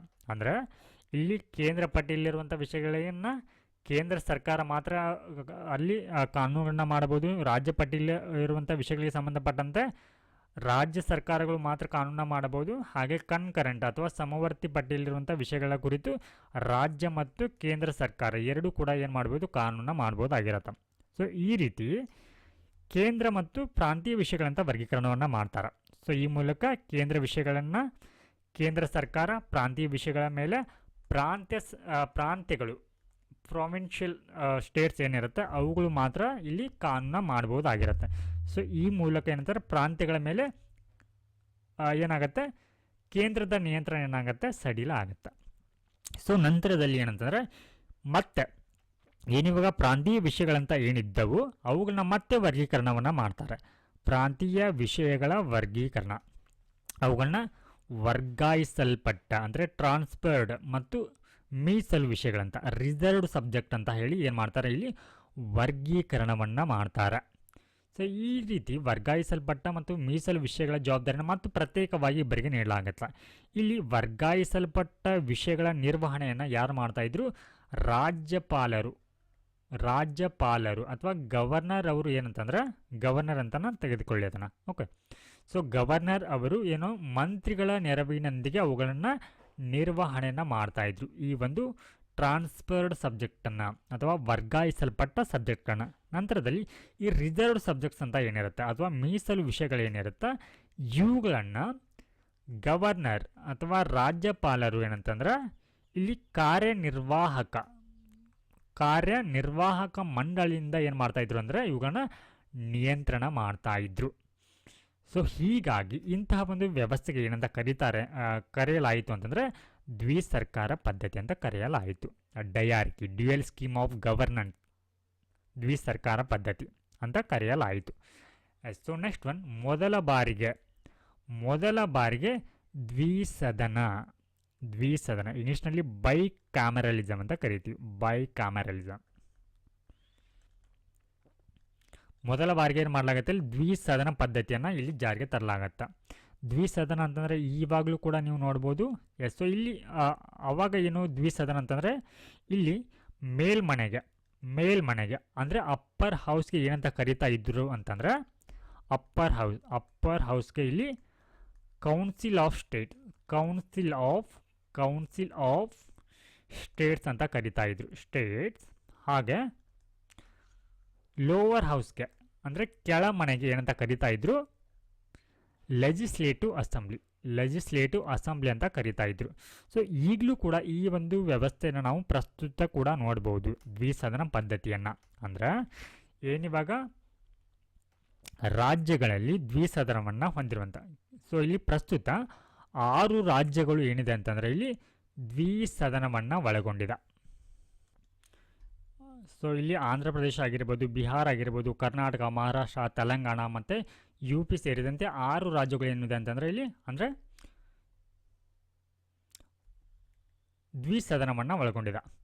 ಸೊ ನಂತರದಲ್ಲಿ ಈ ಒಂದು ಏನಿವಾಗ ಅಪ್ಪರ್ ಹೌಸ್ ಮತ್ತು ಲೋವರ್ ಹೌಸ್ ಇದೆ, ಸೊ ಇವುಗಳಿಗೆ ಸದಸ್ಯರನ್ನು ನೇರವಾಗಿ ಅವರನ್ನು ಚುನಾವಣೆಯ ಮೂಲಕ ಅವರನ್ನು ಆರಿಸಲಾಗ್ತಾ ಇತ್ತು. ಹಾಗೆ ವೈಸ್ರಾಯ್ ಕಾರ್ಯಕಾರಿ ಮಂಡಳಿಯ 6 ಸದಸ್ಯರಲ್ಲಿ 3 ಜನರು ಏನಿವಾಗ ವೈಸ್ರಾಯ್ ಅವರಿಗೆ ಒಂದು ಮಂಡಳಿ ಏನಿತ್ತು, ಸೊ ಈ ಮಂಡಳಿಯಲ್ಲಿ 6 ಜನ ಸದಸ್ಯರಿದ್ದರು. ಸೊ ಈ 6ರಲ್ಲಿ 3 ಜನರೇನು ಭಾರತೀಯರಾಗಿರಬೇಕಾಗಿತ್ತು. ಹಾಗೆ ಇಲ್ಲಿ 1926ರಲ್ಲಿ ಲೋಕಸೇವಾ ಆಯೋಗವನ್ನು ಸ್ಥಾಪನೆಯನ್ನು ಮಾಡಲಾಗತ್ತೆ ಈ ಒಂದು ಕಾಯ್ದೆಯ ಅಡಿಯಲ್ಲಿ. ಹಾಗೆ ಇಲ್ಲಿ ಏನಿವಾಗ ಅಪ್ಪರ್ ಹೌಸ್ ಮತ್ತು ಲೋವರ್ ಹೌಸ್ ಇದೆ, ಸೊ ಇದಕ್ಕೆ ನೇರ ಚುನಾವಣೆಯ ಮೂಲಕ ಆಯ್ಕೆ ಮಾಡ್ತಾರಂತ ನಮಗೆ ಗೊತ್ತಿತ್ತು. ಆದರೆ ಇಲ್ಲಿ ವೋಟಿಂಗ್ ಯಾರು ಮಾಡ್ತಾಯಿದ್ರು, ವೋಟಿಂಗ್ ರೈಟ್ಸ್ ಯಾರಿಗೆ ನೀಡಲಾಗಿತ್ತು ಅಂತಂದರೆ ಇಲ್ಲಿ ಕೇವಲ ಇದು ಸೀಮಿತ ಆಗಿತ್ತು, ಲಿಮಿಟೇಷನ್ ಅಂತಿಲ್ಲಿ. ಯಾರಿಗೆ ಅಂತಂದರೆ ಇದು ಯಾರು ಅಂದರೆ ಆಸ್ತಿ ಮತ್ತು ತೆರಿಗೆ ಶಿಕ್ಷಣ ಅಂದರೆ ಹೆಚ್ಚಿನ ಆಸ್ತಿ ಅಂದರೆ ಇಲ್ಲಿ ಹೆಚ್ಚಾಗಿ ಶ್ರೀಮಂತರಿಗೆ ಮಾತ್ರ ಇದು ಲಭ್ಯ ಇತ್ತು. ಯಾರು ತೆರಿಗೆಯನ್ನು ಕಟ್ತಾಯಿದ್ರು ಅವರಿಗೆ ನೀಡಲಾಗ್ತಾ ಇತ್ತು. ಹಾಗೆ ವಿದ್ಯಾವಂತರಿಗೆ ಅಂದರೆ ಅವರ ಶಿಕ್ಷಣದ ಗುಣಮಟ್ಟವನ್ನು ಆಧಾರದ ಮೇಲೆ ಏನು ಮಾಡಲಾಗ್ತಾ ಇತ್ತು ಅಂದರೆ ಅವರಿಗೆ ಮತದಾನದ ಹಕ್ಕನ್ನು ನೀಡಲಾಗ್ತಾ ಇತ್ತು. ಸೊ ಪ್ರಸ್ತುತ ಇಲ್ಲಿ ಏನಂತಂದರೆ ಯೂನಿವರ್ಸಲ್ ಅಡಲ್ಟ್ ಫ್ರಾಂಚೈಸ್ ಮೂಲಕ ನಾವು ಏನು ಮಾಡ್ತೀವಿ, ಇಲ್ಲಿ ಮತದಾನವನ್ನು ಮಾಡಲಾಗುತ್ತೆ. ಅಂದರೆ ಸಾರ್ವತ್ರಿಕ ವಯಸ್ಕ ಮತದಾನದ ಪದ್ಧತಿ ಮೂಲಕ ಅಂದರೆ ಯಾರು 18 ವರ್ಷ ಮೇಲ್ಪಟ್ಟವರಿಗೆ ಏನಂತಂದರೆ ಇಲ್ಲಿ ಮತದಾನದ ಹಕ್ಕಿರುತ್ತೆ.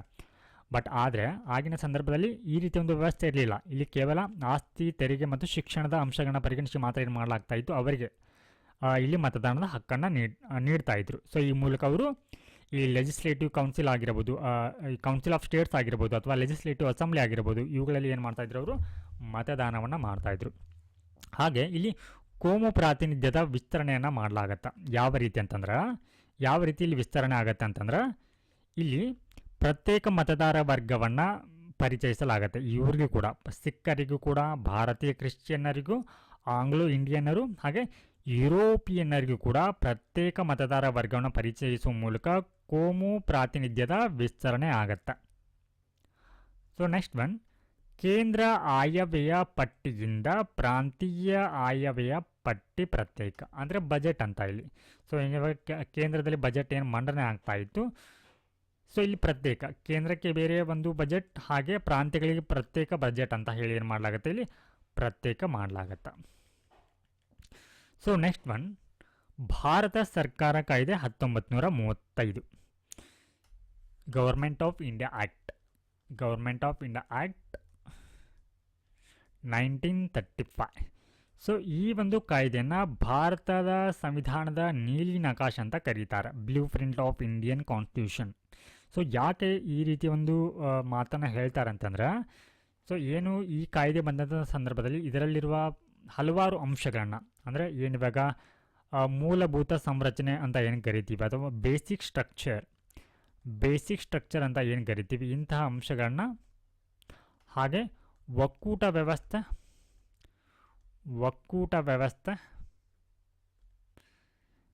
ಹಾಗೆ ದ್ವಿಶಾಸಕಾಂಗ ಅಥವಾ ಬೈಕ್ಯಾಮರಲಿಸಮ್ ಅಂತ ಏನು ಕರಿತೀವಿ, ಅಥವಾ ಇಂಡಿಪೆಂಡೆಂಟ್ ಜುಡಿಷಿಯರಿ ಅಥವಾ ಸ್ವತಂತ್ರ ನ್ಯಾಯಾಂಗ ಅಂತ ಏನು ಕರಿತೀವಿ, ಇಂತಹ ಎಲ್ಲ ಅಂಶಗಳನ್ನ ಏನಂತಂದರೆ ನಾವು ಸ್ವತಂತ್ರ ನ್ಯಾಯಾಂಗ, ಇಂತಹ ಎಲ್ಲ ಅಂಶಗಳನ್ನ ಏನು ಮಾಡಿದ್ದೀವಿ ಅಂತಂದರೆ ಈ ಕಾಯ್ದೆಯಿಂದ ಪ್ರಸ್ತುತ ಕಾನ್ಸ್ಟಿಟ್ಯೂಷನ್ ಏನಿದೆ, ನಮ್ಮ ಸಂವಿಧಾನ ಏನಿದೆ, ಆ ಸಂವಿಧಾನಕ್ಕೆ ಏನು ಮಾಡಿದ್ದೀವಿ ಅಂತಂದರೆ ಇದರಲ್ಲಿರುವ ಅಂಶಗಳನ್ನ ಅಡಾಪ್ಟ್ ಮಾಡ್ಕೊಂಡಿದ್ದೀವಿ ನಾವು. ನಿಮಗೆ ಮೊದಲ ಕ್ಲಾಸ್ನಲ್ಲಿ ಹೇಳಿದ್ದೆ ಏನಂತಂದರೆ ಭಾರತದ ಸಂವಿಧಾನವನ್ನು ಎರವಲು ಸಂವಿಧಾನ ಅಂತ ಕರೀತಾರೆ ಅಂತ ಹೇಳಿ, ಎರವಲು ಸಂವಿಧಾನ. ಸೊ ಭಾರತ ಸುಮಾರು 60 ದೇಶಗಳಿಂದ ಒಳ್ಳೊಳ್ಳೆಯ ಒಂದು ಅಂಶಗಳನ್ನ ಏನು ಮಾಡ್ಕೊಂಡಿದೆ ಅಂದರೆ ಅಡಾಪ್ಟ್ ಮಾಡ್ಕೊಂಡಿದೆ ಅಂತ ಹೇಳಿ. ಸೊ ಇದರೊಟ್ಟಿಗೆ ಈ ಕಾಯ್ದೆಯಿಂದನೂ ಕೂಡ ಏನು ಮಾಡಿದೆ ಅಂತಂದರೆ ಹಲವಾರು ಅಂಶಗಳನ್ನ ಏನು ಮಾಡ್ಕೊಂಡಿದೆ, ಎರವಲು ಮಾಡ್ಕೊಂಡಿದೆ ಅಥವಾ ಅಡಾಪ್ಟ್ ಮಾಡ್ಕೊಂಡಿದೆ. ಸೊ ಹೀಗಾಗಿ ಏನಂತಂದರೆ ಹೆಚ್ಚಿನ ಅಂಶಗಳು, ಭಾರತ ಅಡಾಪ್ಟ್ ಮಾಡ್ಕೊಂಡಿರುವಂಥ ಹೆಚ್ಚಿನ ಅಂಶಗಳು ಏನಂತಂದರೆ ಈ ಕಾಯ್ದೆಯಿಂದನೇ ತೆಗೆದುಕೊಂಡಿರುವಂಥ ಕಾರಣಕ್ಕಾಗಿ ಇದನ್ನು ಭಾರತ ಸಂವಿಧಾನದ ನೀಲಿ ನಕಾಶೆ ಅಂತ ಕರೆಯಲಾಗತ್ತೆ. ಸೊ ಈ ಒಂದು ಕಾಯ್ದೆಯ ಲಕ್ಷಣಗಳನ್ನ ನೋಡೋಣ. ಅಖಿಲ ಭಾರತ ಒಕ್ಕೂಟ ವ್ಯವಸ್ಥೆಯ ಸ್ಥಾಪನೆ ಆಗತ್ತೆ. ಅಖಿಲ ಭಾರತ ಒಕ್ಕೂಟ ವ್ಯವಸ್ಥೆ ಅಂದರೆ ಇದರಲ್ಲಿ ಏನೆಲ್ಲ ಒಳಗೊಂಡಿರುತ್ತೆ, ಏನನ್ನ ಒಳಗೊಂಡ ಒಂದು ಅಖಿಲ ಭಾರತ ಒಕ್ಕೂಟ ವ್ಯವಸ್ಥೆ ಅಂದರೆ ಇದು ಪ್ರಾಂತ್ಯಗಳನ್ನು ಹಾಗೆ ದೇಶೀಯ ಸಂಸ್ಥಾನಗಳನ್ನ ಒಳಗೊಂಡಂಥ ಅಖಿಲ ಭಾರತ ಒಕ್ಕೂಟ ವ್ಯವಸ್ಥೆ ಸ್ಥಾಪನೆ ಆಗತ್ತೆ. ಸೊ ನಂತರದಲ್ಲಿ ಕೇಂದ್ರ ಮತ್ತು ಘಟಕಗಳ ನಡುವೆ ಅಧಿಕಾರ ವಿಭಜನೆ. ಸೊ ಏನಿವಾಗ ನಾವು ಒಕ್ಕೂಟ ವ್ಯವಸ್ಥೆ ಅಂತ ಏನು ಕರಿತೀವಿ ಅಥವಾ ಫೆಡರಲ್ ಸ್ಟ್ರಕ್ಚರ್ ಅಂತ ಏನು ಕರಿತೀವಿ, ಫೆಡರಲ್ ಒಕ್ಕೂಟ ವ್ಯವಸ್ಥೆ ಅಂತಂದರೆ ಏನು, ಇಲ್ಲಿ ಅಧಿಕಾರ ವಿಭಜನೆ ಆಗುತ್ತೆ. ಯಾವುದರ ನಡುವೆ, ಕೇಂದ್ರ ಮತ್ತು ರಾಜ್ಯಗಳ ನಡುವೆ. ಸೊ ಇಲ್ಲಿ ಏನಂತಂದರೆ ಕೇಂದ್ರ ಮತ್ತು ಘಟಕಗಳು, ಆವಾಗ ಪ್ರಾಂತ್ಯಗಳು ಅಥವಾ ಘಟಕಗಳಂತ ಕರಿತಾ ಇದ್ರು. ಓಕೆ, ಸೊ ಇವುಗಳ ನಡುವೆ ಏನಾಗುತ್ತೆ, ಅಧಿಕಾರ ವಿಭಜನೆ ಆಗುತ್ತೆ. ಯಾವುದರ ಮೂಲಕ, ಇಲ್ಲಿ ಒಕ್ಕೂಟ ಪಟ್ಟಿ ಮತ್ತು ಪ್ರಾಂತೀಯ ಪಟ್ಟಿ ಮತ್ತು ಸಮವರ್ತಿ ಪಟ್ಟಿಗಳಂತ ಹೇಳಿ ಏನು ಮಾಡಲಾಗತ್ತೆ, ವಿಷಯಗಳನ್ನು ವರ್ಗೀಕರಣವನ್ನು ಮಾಡ್ತಾರೆ. ಸೊ ಆ ಮೂಲಕ ಒಕ್ಕೂಟ ಪಟ್ಟಿಯಲ್ಲಿರುವಂಥ ವಿಷಯಗಳ ಕುರಿತು ಕೇಂದ್ರ ಸರ್ಕಾರ ಕಾನೂನನ್ನ ಮಾಡಿದ್ರೆ, ಪ್ರಾಂತೀಯ ಪಟ್ಟಿಗಳ ಮೇಲೆ ಘಟಕಗಳು ಅಂದರೆ ಪ್ರಾಂತ್ಯಗಳು ಕಾನೂನನ್ನ ಮಾಡಲಿಕ್ಕೆ ಇಲ್ಲಿ ಅಧಿಕಾರವನ್ನು ನೀಡಲಾಗುತ್ತೆ. ಸಮವರ್ತಿ ಪಟ್ಟಿ ಅಂತ ಬಂದರೆ ಒಕ್ಕೂಟ ಮತ್ತು ಪ್ರಾಂತ್ಯಗಳು ಎರಡೂ ಸೇರಿ ಕಾನೂನನ್ನ ಮಾಡುವಂಥ ಅಧಿಕಾರವನ್ನು ನೀಡಲಾಗುತ್ತೆ. ಈ ರೀತಿ ಏನು ಮಾಡಲಾಗುತ್ತೆ, ಪ್ರತ್ಯೇಕವಾಗಿ ಇಲ್ಲಿ ಅಧಿಕಾರವನ್ನು ವಿಭಜನೆ ಮಾಡಲಾಗತ್ತೆ. So next one very important point, ಪ್ರಾಂತ್ಯಗಳಲ್ಲಿ ಇಲ್ಲಿ ದ್ವಿಸರ್ಕಾರ ಪದ್ಧತಿಯನ್ನು ರದ್ದು ಮಾಡಲಾಗತ್ತೆ. ಸೊ ಈ ಮೂಲಕ ರದ್ದು ಮಾಡುವ ಮೂಲಕ ಪ್ರಾಂತೀಯ ಸ್ವಾಯತ್ತತೆಯನ್ನು ಇಲ್ಲಿ ಜಾರಿ ಮಾಡಲಾಗತ್ತೆ. ಹಾಗೆ ಕೇಂದ್ರದಲ್ಲಿ ದ್ವಿಸರ್ಕಾರ ಪದ್ಧತಿಯನ್ನು ಅಳವಡಿಸಿಕೊಳ್ಳಲಿಕ್ಕೆ ಅವಕಾಶ ಇರುತ್ತೆ. ಸೊ ಇಲ್ಲಿ ನೆನಪಿರಲಿ, ಪ್ರಾಂತ್ಯಗಳಲ್ಲಿ ಮಾತ್ರ ದ್ವಿಸರ್ಕಾರ ಪದ್ಧತಿಯನ್ನು ರದ್ದು ಮಾಡಲಾಗತ್ತೆ, ಆದರೆ ಕೇಂದ್ರದಲ್ಲಿ ದ್ವಿಸರ್ಕಾರ ಪದ್ಧತಿಯನ್ನು ಅಳವಡಿಸಿಕೊಳ್ಳಲಿಕ್ಕೆ ಏನಂತಂದರೆ ಇಲ್ಲಿ ಅವಕಾಶ ಇರುತ್ತೆ. ಹಾಗೆ ದ್ವಿಸದನ ಶಾಸಕಾಂಗ ಪದ್ಧತಿ, ದ್ವಿಸದನ ಬೈಕ್ಯಾಮರಲಿಸಮ್, 2 ಸದನಗಳು ಅಂದರೆ ಏನಿವಾಗ ಒಟ್ಟಾರೆ 11 ಪ್ರಾಂತ್ಯಗಳಿದ್ದವು. ಆ ಒಂದು ಸಂದರ್ಭದಲ್ಲಿ ಈ 11 ಪ್ರಾಂತ್ಯಗಳಲ್ಲಿ 6 ಪ್ರಾಂತ್ಯಗಳಿಗೆ ಏನು ಮಾಡ್ಬೋದು, ದ್ವಿಸದನ ಶಾಸಕಾಂಗ ಪದ್ಧತಿ ಇರಬೇಕಂತ ಹೇಳುತ್ತೆ. ಹಾಗೆ ಪ್ರತ್ಯೇಕ ಮತದಾರ ವರ್ಗ. ಸೊ ಇಲ್ಲಿ ಮತ್ತೇನು ಮಾಡ್ತಾರೆ ಅಂದರೆ ಪರಿಶಿಷ್ಟ ಜಾತಿ, ಮಹಿಳೆಯರು ಮತ್ತು ಕಾರ್ಮಿಕರಿಗೂ ಕೂಡ ಏನು ಮಾಡಲಾಗುತ್ತೆ ಅಂದರೆ ಪ್ರತ್ಯೇಕ ಮತದಾರ ವರ್ಗ ಪದ್ಧತಿಯನ್ನು ಇಲ್ಲಿ ವಿಸ್ತರಣೆ ಮಾಡಲಾಗತ್ತೆ. ಸೊ ನೆಕ್ಸ್ಟ್ ಒನ್, ಮತದಾನದ ಹಕ್ಕನ್ನು ಕೂಡ ವಿಸ್ತರಣೆಯನ್ನು ಮಾಡಲಾಗತ್ತೆ. ಈ ಹಿಂದೆ ಕೆಲವೇ ಅಂದರೆ ಏನು ಅವರ ಒಂದು ಆಸ್ತಿ ಆಗಿರ್ಬೋದು, ಆದಾಯ ಅಂದರೆ ತೆರಿಗೆ ಆಗಿರ್ಬೋದು, ಶಿಕ್ಷಣ ಆಗಿರ್ಬೋದು, ಇವುಗಳ ಮೇಲೆ ಮಾತ್ರ ಏನು ಮಾಡ್ತಾಯಿದ್ರು, ಮತದಾನ ಹಕ್ಕನ್ನು ನೀಡ್ತಾಯಿದ್ರು. ಬಟ್ ಇವಾಗ ಅದರ ವಿಸ್ತರಣೆ ಆಗುತ್ತೆ. ಒಟ್ಟು ಜನಸಂಖ್ಯೆ 10%ಗಿಂತ ಹೆಚ್ಚಿನ ಜನರು ಮತದಾನದ ಹಕ್ಕನ್ನು ಇಲ್ಲಿ ಪಡೆದುಕೊಳ್ಳುತ್ತಾರೆ. ಸೊ ನಂತರದಲ್ಲಿ ಈ ಒಂದು ಕಾಯ್ದೆ ಅಡಿಯಲ್ಲಿ ಹಲವಾರು ಒಂದು ಸಂಸ್ಥೆಗಳು ಅಥವಾ ಆಯೋಗಗಳು ಏನಾಗುತ್ತೆ ಅಂದರೆ ಇಲ್ಲಿ ಸ್ಥಾಪನೆ ಆಗುತ್ತೆ. ಸೊ ಅವುಗಳಲ್ಲಿ ಪ್ರಮುಖವಾಗಿ ನೆನಪಿರಲಿ, 1935 ಭಾರತ ಸರ್ಕಾರದ ಕಾಯ್ದೆ ಅಡಿಯಲ್ಲಿ ಏನಾಗುತ್ತೆ ಅಂದರೆ RBI ಸ್ಥಾಪನೆಗೊಳ್ಳುತ್ತೆ. ಸೊ ಇದರ ಕರ್ತವ್ಯ ಕೆಲಸ ಏನಾಗಿತ್ತು ಅಂದರೆ ಹಣಕಾಸು ನಿರ್ವಹಣೆ ಹಾಗೆ ಪತ್ತನ್ನು ನಿಯಂತ್ರಿಸುವಂಥ ಜವಾಬ್ದಾರಿಯೊಂದಿಗೆ ಏನು ಮಾಡಲಾಗತ್ತೆ, RBI ಅನ್ನು ಏನು ಮಾಡಲಾಗತ್ತೆ, ಇಲ್ಲಿ ಸ್ಥಾಪನೆ ಮಾಡಲಾಗತ್ತೆ. ಹಾಗೆ ಒಕ್ಕೂಟ ಲೋಕಸೇವಾ ಆಯೋಗ, ಒಕ್ಕೂಟ ಲೋಕಸೇವಾ ಆಯೋಗವನ್ನು ಸ್ಥಾಪನೆ ಮಾಡಲಾಗತ್ತೆ. ಹಾಗೆ ಪ್ರಾಂತೀಯ ಲೋಕಸೇವಾ ಆಯೋಗ, ಜಂಟಿ ಲೋಕಸೇವಾ ಆಯೋಗ, ಒಕ್ಕೂಟ ನ್ಯಾಯಾಲಯ ಅಥವಾ ಫೆಡರಲ್ ಕೋರ್ಟ್. ಸೊ ಇಲ್ಲಿ ಒಕ್ಕೂಟ ನ್ಯಾಯಾಲಯವನ್ನು 1937ರಲ್ಲಿ ಸ್ಥಾಪನೆ ಮಾಡಲಾಗತ್ತೆ. ಸೊ ಈ ಮೂಲಕ ಸಂಪೂರ್ಣ ಜವಾಬ್ದಾರಿಯುತ ಸರ್ಕಾರದ ಕಡೆಗೆ ಏನು ಮಾಡಲಾಗತ್ತೆ, ಈ ಒಂದು ಕಾಯ್ದೆ ಇಲ್ಲಿ ಜಾರಿಗೆ ಬರುತ್ತೆ. ಸೊ ನೆಕ್ಸ್ಟ್ ಒನ್, ಭಾರತ ಸ್ವಾತಂತ್ರ್ಯ ಕಾಯ್ದೆ 1947. ಸೊ ಈ ಒಂದು ಕಾಯ್ದೆಯನ್ನು ಜಾರಿಗೆ ತರಲಿಕ್ಕೆ ಪ್ರಮುಖ ಉದ್ದೇಶ ಏನಂತಂದರೆ, ಈ ಒಂದು ಕಾಯ್ದೆ ಜಾರಿಗೆ ಬರುವಂಥ ಸಂದರ್ಭದಲ್ಲಿ ಏನಾಗಿತ್ತು, ವಿಶ್ವ ಸಮರ ಅಂದರೆ ವರ್ಲ್ಡ್ ವಾರ್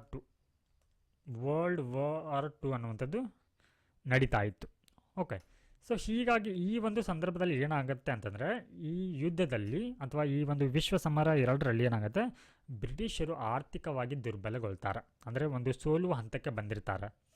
ಸೊ ಈ ಮೂಲಕ ಇಲ್ಲಿ ಕ್ರಿಪ್ಸ್ ಪ್ರಸ್ತಾವನೆ ಕೂಡ ಬರುತ್ತೆ 1947ರಲ್ಲಿ. ಇದು ಭಾರತಕ್ಕೆ ಒಂದು ಡೊಮಿನಿಯನ್ ರಾಜ್ಯದ ಸ್ಥಾಪನೆಗೆ ಒಂದು ಪ್ರಸ್ತಾವನೆಯನ್ನು ನೀಡುತ್ತೆ. ಹಾಗೆ ಇದೇ ಒಂದು ಸಂದರ್ಭದಲ್ಲಿ ಕ್ವಿಟ್ ಇಂಡಿಯಾ ಚಳವಳಿ ಗಾಂಧೀಜಿ ಅವರ ನೇತೃತ್ವದಲ್ಲಿ 1947ರಲ್ಲಿ ಪ್ರಾರಂಭ ಆಗಿರುತ್ತೆ. ಹಾಗೆ ಇದೇ ಒಂದು ಸಂದರ್ಭದಲ್ಲಿ ಬ್ರಿಟಿಷರ ವಿರುದ್ಧ ಹಲವಾರು ದಂಗೆಗಳಾಗತ್ತೆ. ಇಂಡಿಯನ್ ನೇವಿ ಅವರು ಆಗಿರ್ಬೋದು, ಇಂಡಿಯನ್ ಆರ್ಮಿ ಕೂಡ ಏನಾಗುತ್ತೆ ಅಂತಂದರೆ ಇವರ ವಿರುದ್ಧ ಸಿಡಿದೇಳ್ತಾರೆ. ಸೊ ಈ ಎಲ್ಲ ಕಾರಣಗಳಿಂದಾಗಿ ಏನಂತಂದರೆ ಇಲ್ಲಿ ಈ ಒಂದು ಕಾಯ್ದೆ ಅನ್ನುವಂಥದ್ದನ್ನು ಜಾರಿಗೆ ತರಲಾಗತ್ತೆ. ಅಂದರೆ ಭಾರತಕ್ಕೆ ಸ್ವತಂತ್ರ ಬೇಕು ಅನ್ನುವಂಥದ್ದು ಬಲವಾಗಿ ಕೇಳಿ ಬರ್ತಾ ಇರುತ್ತೆ ಈ ಒಂದು ಸಂದರ್ಭದಲ್ಲಿ. ಸೊ ಹೀಗಾಗಿ ಈ ಒಂದು ಕಾಯ್ದೆಯನ್ನು ಜಾರಿಗೆ ತಂದಿರಲಾಗಿರುತ್ತೆ. ಹಾಗಿದ್ರೆ ಈ ಒಂದು ಕಾಯ್ದೆಯ ಪ್ರಮುಖ ಲಕ್ಷಣಗಳೇನು ಅನ್ನುವಂಥದ್ದು ನೋಡೋಣ. ಸೊ ಇದು ಭಾರತದಲ್ಲಿ ಬ್ರಿಟಿಷ್ ಆಡಳಿತಕ್ಕೆ ಅಂತ್ಯವನ್ನು ಹಾಕತ್ತೆ. ಸೊ ಇದು ಈ ಮೂಲಕ ಬ್ರಿಟಿಷ್ ಭಾರತವನ್ನು 2 ಭಾಗಗಳಾಗಿ ಏನು ಮಾಡುತ್ತೆ ಅಂದರೆ ವಿಭಜನೆ ಮಾಡುತ್ತೆ. ಈ ಒಂದು ಕಾಯ್ದೆ ಅಡಿಯಲ್ಲಿ ಭಾರತ ಮತ್ತು ಪಾಕಿಸ್ತಾನ ಅಂತ ಹೇಳಿ 2 ವಿಭಾಗ ಮಾಡಲಾಗತ್ತೆ. ಹಾಗೆ ಏನು ಈ ಹಿಂದೆ ಭಾರತದ ಕಾರ್ಯದರ್ಶಿ ಅನ್ನುವಂಥ ಹುದ್ದೆಯನ್ನು ಸೃಷ್ಟಿ ಮಾಡಲಾಗಿರುತ್ತೆ, ಅದನ್ನು ಇಲ್ಲಿ ರದ್ದು ಮಾಡಲಾಗತ್ತೆ. ಹಾಗೆ ಇದೇ ಒಂದು ಕಾಯ್ದೆ ಅಡಿಯಲ್ಲಿ ಪಂಜಾಬ್ ಮತ್ತು ಬಂಗಾಳವನ್ನು ವಿಭಾಗ ಮಾಡಲಾಗತ್ತೆ. ಸೊ ನೆಕ್ಸ್ಟ್ ಒನ್, ಮೊದಲ ಕ್ಯಾಬಿನೆಟ್ ಮತ್ತು ಖಾತೆಗಳು. ಸೊ ಇದರ ಬಗ್ಗೆ ತಿಳಿಯುವ ಮೊದಲು ನಾವೇನಂತಂದರೆ, ಇಲ್ಲಿ ತಾತ್ಕಾಲಿಕ ಸರ್ಕಾರ ಅಂತ ಬರುತ್ತೆ, ಇಂಟರಿಮ್ ಗೌರ್ಮೆಂಟ್ ಅಂತ. ತಾತ್ಕಾಲಿಕ ಸರ್ಕಾರ, ಇಂಟರಿಮ್ ಗೌರ್ಮೆಂಟ್. ಸೊ ಈ ಒಂದು ಸರ್ಕಾರವನ್ನು ಏನು ಇಲ್ಲಿ ಸಂವಿಧಾನ ಒಂದು ರಚನಾ ಸಭೆ ಏನಿರುತ್ತೆ ಇದರಿಂದ ಆಯ್ಕೆ ಆಗಿರುತ್ತೆ ಅಥವಾ ರಚಿಸಲ್ಪಟ್ಟಿರುತ್ತೆ, ಸಂವಿಧಾನ ರಚನಾ ಸಭೆ. ಸೊ ಈ ಒಂದು ಸಭೆಯಿಂದ ರೂಪುಗೊಂಡಿರುವಂಥ ಈ ಒಂದು ಸರ್ಕಾರ ಇಲ್ಲಿ ಸೆಪ್ಟೆಂಬರ್ 2, 1946ನಿಂದ ಸೊ ಇಲ್ಲಿ ಆಗಸ್ಟ್ 15 to 1947ವರೆಗೆ ಕಾರ್ಯವನ್ನು ಮಾಡುತ್ತೆ ಸರ್ಕಾರ, ಈ ಒಂದು ಇಂಟರಿಮ್ ಗೌರ್ಮೆಂಟ್. ಸೊ ಈ ರೀತಿ ರೂಪುಗೊಂಡಿರುವಂಥ ಒಂದು ತಾತ್ಕಾಲಿಕ ಸರ್ಕಾರದಲ್ಲಿ ಹಲವಾರು ಪೋರ್ಟ್ಫೋಲಿಯೋಗಳನ್ನು ನೀಡಲಾಗಿರುತ್ತೆ. ಕ್ಯಾಬಿನೆಟ್ ಮತ್ತು ಅವರಿಗೆ ಸಂಬಂಧಪಟ್ಟಂಥ ಖಾತೆಗಳನ್ನು, ಯಾವೆಲ್ಲ ಖಾತೆಗಳನ್ನು ಅವರಿಗೆ ನೀಡಿರ್ತಾರೆ ಅನ್ನೋದನ್ನು ನೋಡೋಣ. ಸೊ ಮೊದಲನೇದಾಗಿ ಜವಾಹರ್ಲಾಲ್ ನೆಹರು ಅವರಿಗೆ ವಿದೇಶಾಂಗ ವ್ಯವಹಾರಗಳು ಮತ್ತು ಕಾಮನ್ವೆಲ್ತ್ ಸಂಬಂಧಗಳ ಖಾತೆಯನ್ನು, ಹಾಗೆ ಸರ್ದಾರ್ ವಲ್ಲಭಾಯಿ ಪಟೇಲ್ ಗೃಹ ಮಾಹಿತಿ ಮತ್ತು ಪ್ರಸಾರ ಮತ್ತು ಬಾಬು ರಾಜೇಂದ್ರ ಪ್ರಸಾದ್ ಅವರಿಗೆ ಆಹಾರ ಮತ್ತು ಕೃಷಿ ಇಲಾಖೆ, ಜಾನ್ ಮೆತಾಯಿ ಅವರಿಗೆ ಕೈಗಾರಿಕೆ ಮತ್ತು ಪೂರೈಕೆ, ಬಾಬು ಜಗಜ್ಜೀವನ್ ರಾಮ್ ಅವರಿಗೆ ಕಾರ್ಮಿಕ, ಸರ್ದಾರ್ ಬಲದೇವ್ ಸಿಂಗ್ ರಕ್ಷಣೆ, CH ಬಾಬು ಅವರಿಗೆ ಗಣಿ ಮತ್ತು ಶಕ್ತಿ, ಲಿಯಾಕತ್ ಅಲಿ ಖಾನ್ ಹಣಕಾಸು, ಅಬ್ದುಲ್ ರಶ್ ನಿಶರ್ ಅವರಿಗೆ ಅಂಚೆ ಮತ್ತು ವಿಮಾನಯಾನ, ಅಸಫ್ ಅಲಿ ಅವರಿಗೆ ರೈಲ್ವೆ ಮತ್ತು ಸಾರಿಗೆ ಇಲಾಖೆ, ಸಿ ರಾಜಗೋಪಾಲಾಚಾರಿ ಅವರಿಗೆ ಶಿಕ್ಷಣ ಮತ್ತು ಕಲೆ, ಹಾಗೆ ಚೌಧರಿಗರ್ ಅವರಿಗೆ ವಾಣಿಜ್ಯ ಒಂದು ಇಲಾಖೆ ಅಥವಾ ಖಾತೆಯನ್ನು, ಪದ್ನಗರ್ ಅಲಿ ಖಾನ್ ಅವರಿಗೆ ಆರೋಗ್ಯ ಇಲಾಖೆಯನ್ನು, ಹಾಗೆ ಜೋಗಿಂದರ್ನಾಥ್ ಮಂಡಲ್ ಅವರಿಗೆ ಕಾನೂನು ಇಲಾಖೆಯನ್ನು ಅಥವಾ ಕಾನೂನು ಖಾತೆಯನ್ನು ಇವರಿಗೆ ನೀಡಲಾಗಿರುತ್ತೆ. ಸೊ ಇದಾಗಿತ್ತು ಇವತ್ತಿನ ಇಂಡಿಯನ್ ಪಾಲಿಟಿ ಆ್ಯಂಡ್ ಕಾನ್ಸ್ಟಿಟ್ಯೂಷನ್ ಸರಣಿಯ 2ನೇ ಕ್ಲಾಸ್ ಇದು. ಓಕೆ, ಸೊ ಮುಂದಿನ ಕ್ಲಾಸಲ್ಲಿ ನಾವು ಸಂವಿಧಾನ ರಚನೆ ಅಥವಾ framing of the Indian constitution ಬಗ್ಗೆ ವಿವರವಾಗಿ ಚರ್ಚೆನ ಮಾಡಲಿದ್ದೇವೆ. ಸೊ ಇದು ಕೂಡ ನಮಗೆ ಮೈಂಡ್ ಮ್ಯಾಪ್ ರೀತಿಯಲ್ಲಿ ಅಂದರೆ ತುಂಬ ಶಾರ್ಟ್ ನೋಟ್ಸ್ ಮೂಲಕ ನಮಗೆ ಈಸಿಯಾಗಿ ಅರ್ಥವಾಗುವ ರೀತಿಯಲ್ಲಿ ಇವುಗಳನ್ನ ನೋಟ್ಸ್ಗಳನ್ನ ಮಾಡಲಾಗಿದೆ. ಸೊ ಇವುಗಳ ಕುರಿತು ನಾವು ನಾಳೆ ಕ್ಲಾಸ್ನಲ್ಲಿ ಚರ್ಚೆನ ಮಾಡೋಣ. ಎಸ್, ಸೊ ಈ ಒಂದು ವಿಡಿಯೋ ನಿಮಗೆ ಇಷ್ಟ ಆಗಿದೆ ಅಂತ ಭಾವಿಸ್ತೀನಿ. ಹಾಗೆ ನೋಟ್ಸ್ ಕೂಡ ನಿಮಗೆ ಲೈಕ್ ಆಗಿದೆ ಅಂತ ತಿಳ್ಕೊಳ್ತೀನಿ. ಎಸ್, ಸೊ ಯಾರಿಗೆಲ್ಲ ಈ ಒಂದು ವಿಡಿಯೋ ಮತ್ತು ಈ ಒಂದು ನೋಟ್ಸ್ಗಳು ಯೂಸ್ಫುಲ್ ಅಂತ ಅನಿಸ್ತಾ ಇದೆ, ಸೊ ದಯವಿಟ್ಟು ಲೈಕ್ ಮಾಡಿ. ಸೊ ಈ ಮೂಲಕ ಇದು ಹೆಚ್ಚಿನ ಜನರಿಗೆ ರೀಚ್ ಆಗುತ್ತೆ. ಎಸ್, ಸೊ ಮುಂದಿನ ಕ್ಲಾಸ್ನಲ್ಲಿ ಮತ್ತೆ ಸಿಗೋಣ. ನಮಸ್ಕಾರ.